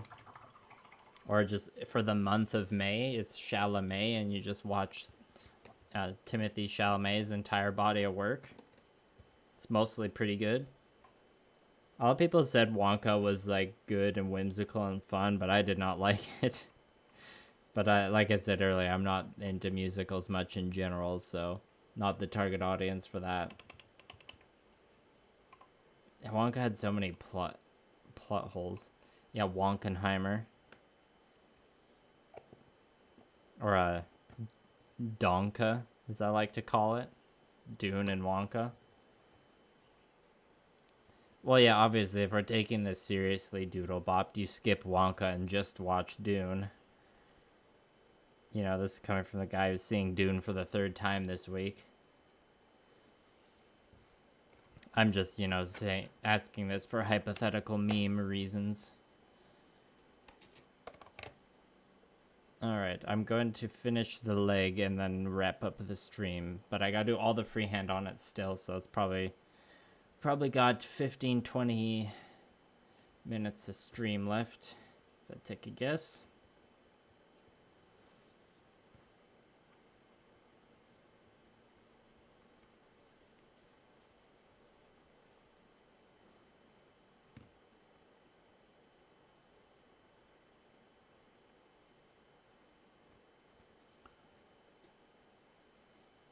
And again, we are just winging it with the patterns on the leg, because we haven't done either leg yet. The main reason I saw Wonka is like me and my mom went to go see it just because my younger brother looks almost... He looks uncanny. He looks as much like Timothée Chalamet like I look like Jared Leto, so we're like, oh, we gotta go see Wonka to support my brother.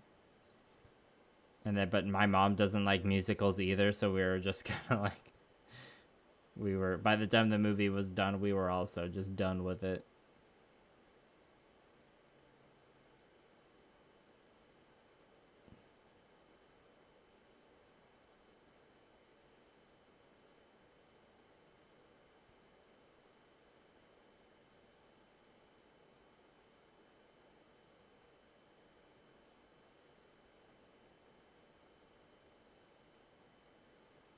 So there we go with that again.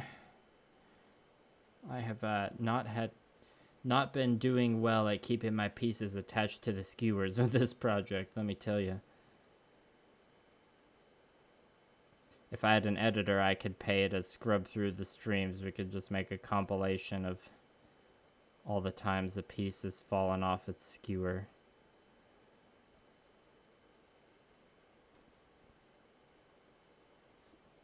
Millennial Model Mayhem Cringe Compilation Volume 3.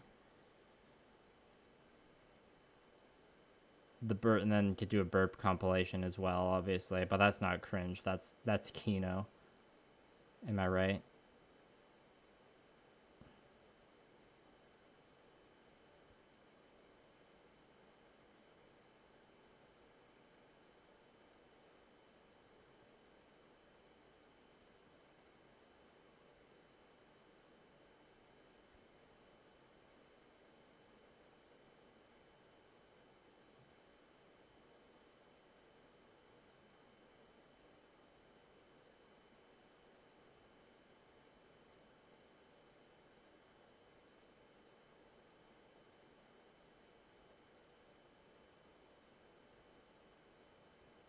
I feel like those lines there are a little too squiggly, but I'm committing to it. If it's too squiggly, then that's just gonna be more reason to do a second glaze to just make the effect more subtle. Question for all the Gunpla model kit builders. What's your favorite kit to build and least favorite kit to build? Favorite was the Master Grade Dynamis, and least favorite was the High Grade Susanoo. I haven't built either of those.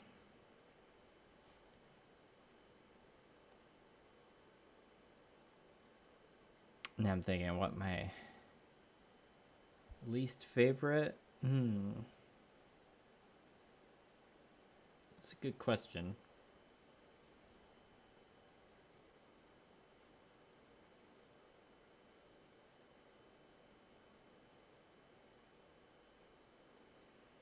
In terms of favorite to actually build.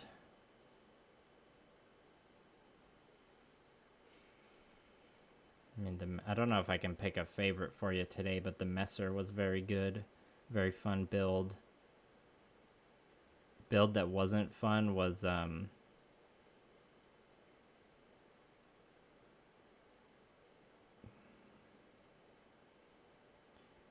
was it called?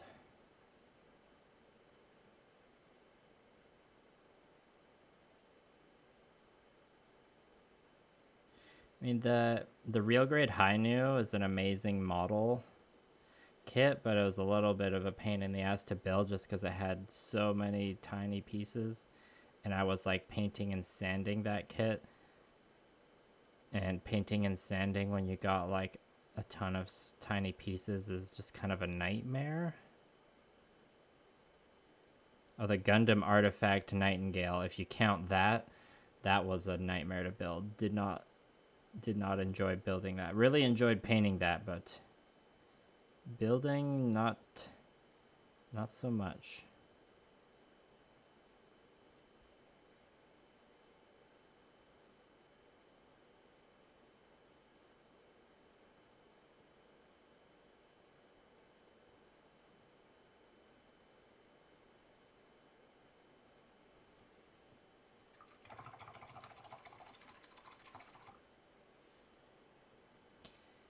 Yeah, I think once we finish do this first pass of blue across all the armor pieces, I'll have like a cleanup round where I paint in some dark blue around the freehand shapes to just narrow down the lines a bit, to clean them up a bit. And then do a second glaze. And then that should be the kind of amount of subtlety that I'm going for. Okay.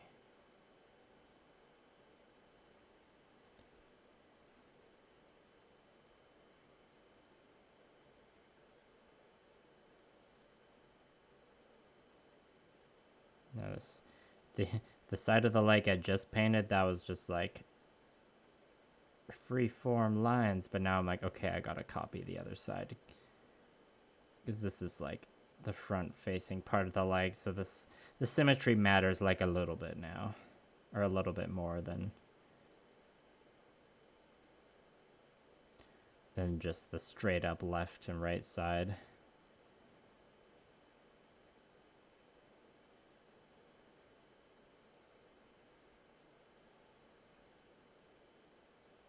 Oh yeah, I've already kind of messed it up. That's all right.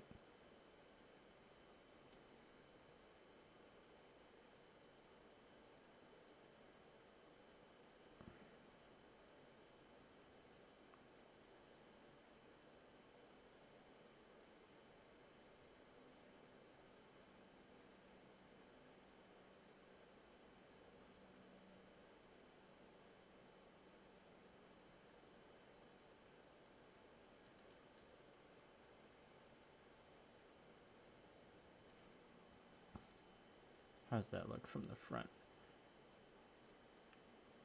I think we can just leave that. It'll be a fun little, it'll be comment bait for somebody if they notice the pattern isn't symmetrical across both sides of the leg. They'll be like, hey, you didn't do that part right. And I'll be like, thanks for the engagement.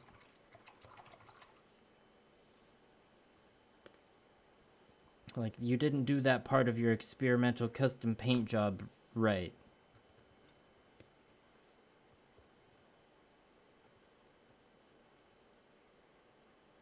Oh, that's a interesting dilemma there, Robert. It's good to hear that Conquest is doing well in your area. May I ask what area that is?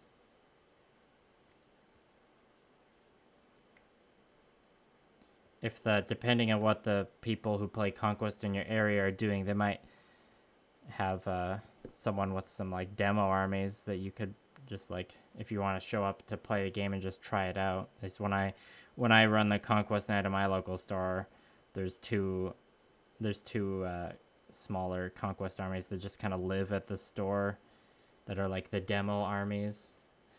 So like if people are always able to come in and try the game, even if they don't have their own armies, or if they're not ready to like take the plunge yet.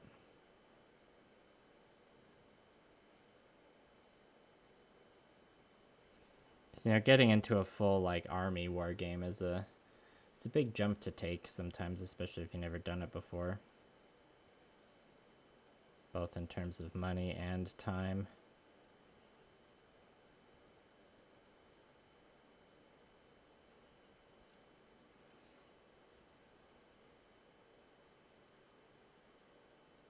Yeah, the Woodrune.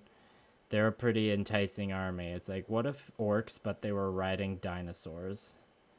And plus their big Brontosaurus mini, they have the Tauntaur. It's like 280 centimeters tall. It's like, you won't find too many dinosaur models bigger than that in most tabletop gaming zones. And it's also just like a really nice model other than being huge. Their T-Rex models and Triceratops models are also great. I think I've scratched enough of my dinosaur painting itch with my years of playing the Lizardman in Warhammer Fantasy.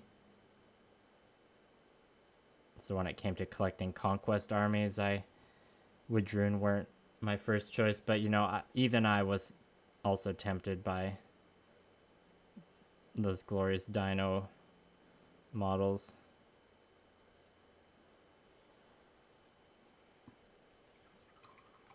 Now you're looking at the Tauntaur. Is that the one that's making you go, you think you need it?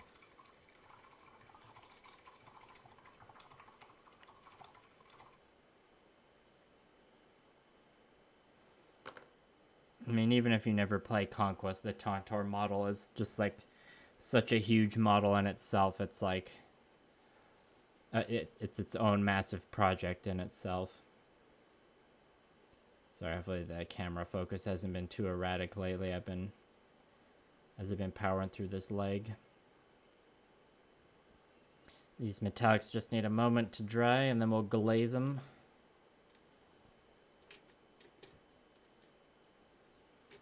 And then we'll be wrapping up the stream, I think.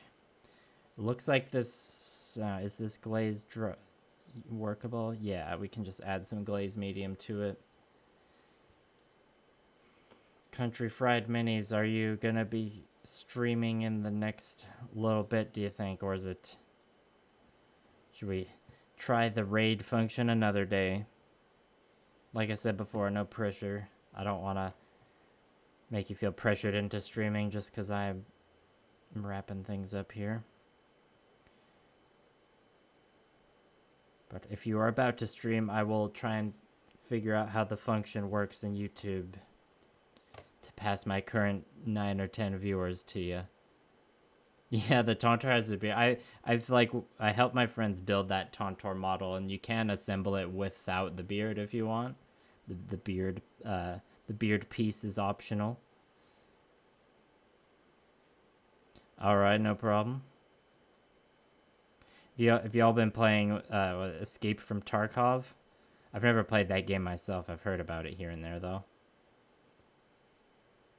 Oh, Project Zomboid, right.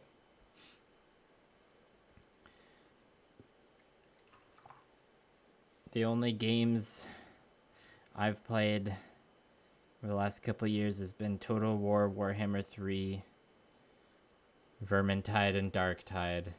And then Baldur's Gate 3 was added to the rotation. Because, you know, it's Baldur's Gate 3.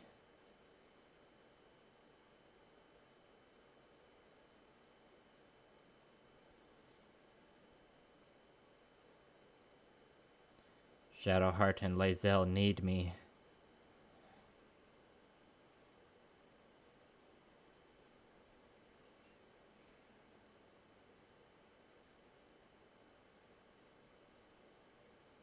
Yeah, Robert, I'm glad you agree on using the beard. I'm pro beard. Like, if I got a big Brontosaurus model with the option to have a beard, I'm 100% taking that option. There's also that they have a variant that is like a separate model kit because it has too many alternate pieces to like just have them be additional pieces on the sprue, but they have one called the Drum Beast, so it's like a Tauntaur with a different canopy to it. And I think that one, it might still be able to have a beard, I'm not sure, but I think that one has one of the heads where you can have it like chomping on a big leaf or something, which is fun.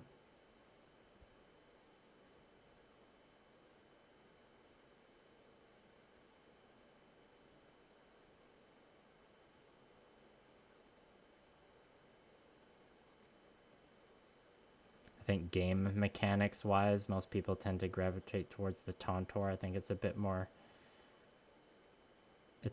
worth the cost.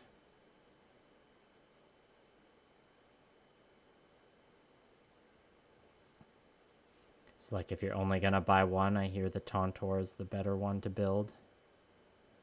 Or the better one to buy.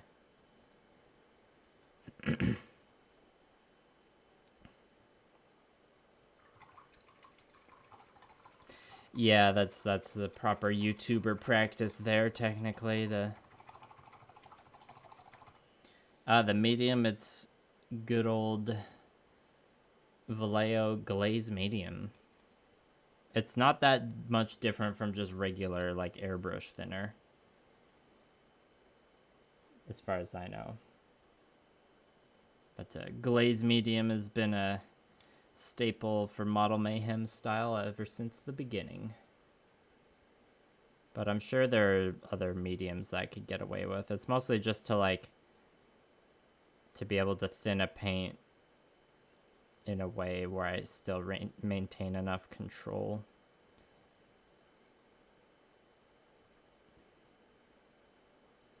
Sorry, we're not in focus.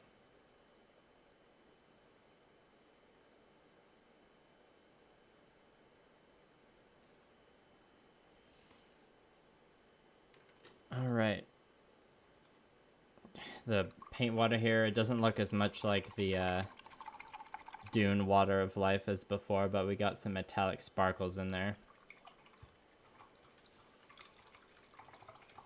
That's I'm glad I convinced you there, Robert. If you buy from the Parabellum eShop, use my code MMMayhem to save 10%. But I would prefer if you just support your local game store. That's the better overall thing to do. You're welcome, Country Fried Minis. Okay, I'm gonna start cleaning up, or doing like a half cleanup here and wrap up the stream for now, because we're at 2 hours 9 minutes. So if anyone has any last questions, comments, or donations they want to get in, now's the time. I think I'm gonna finish the rest of this model not on stream. So I'll probably finish it this week, and this is the last day I have for streaming, probably. So I think we just gotta hunker down, finish the mini, and then try and get a video out to you by the end of this month at the least. But you know, as always, there'll be more projects to paint afterwards, which means more streams. And also, like always, still no stream scheduled from me, because that's just how I roll. That's Mayhem style. What can I say?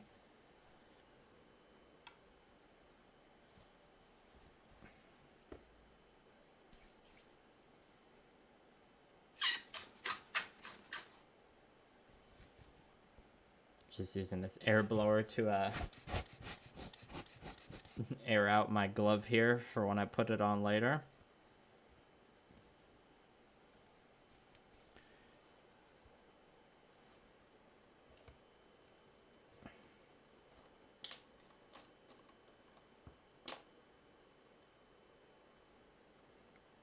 Let's give you another look at the torso here.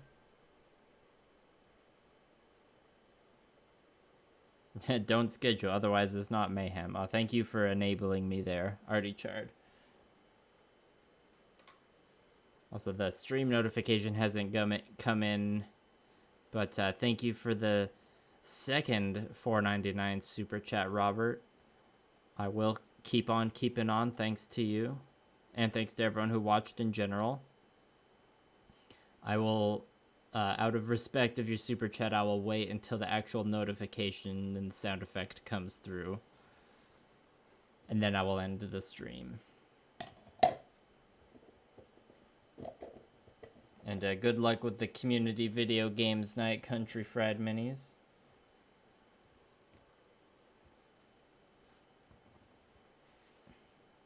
May thy knife chip and shatter.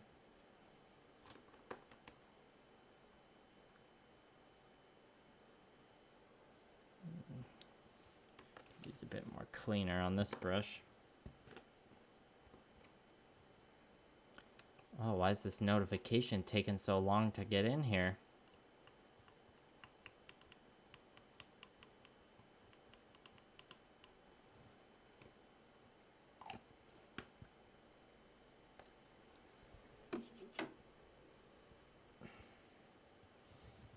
Ah, there it is. Gotta hear that nice electric harp. The beard must flow, exactly. Alright, well, on that note, I will talk to you all next time. Thanks again for watching, and have a great Tuesday.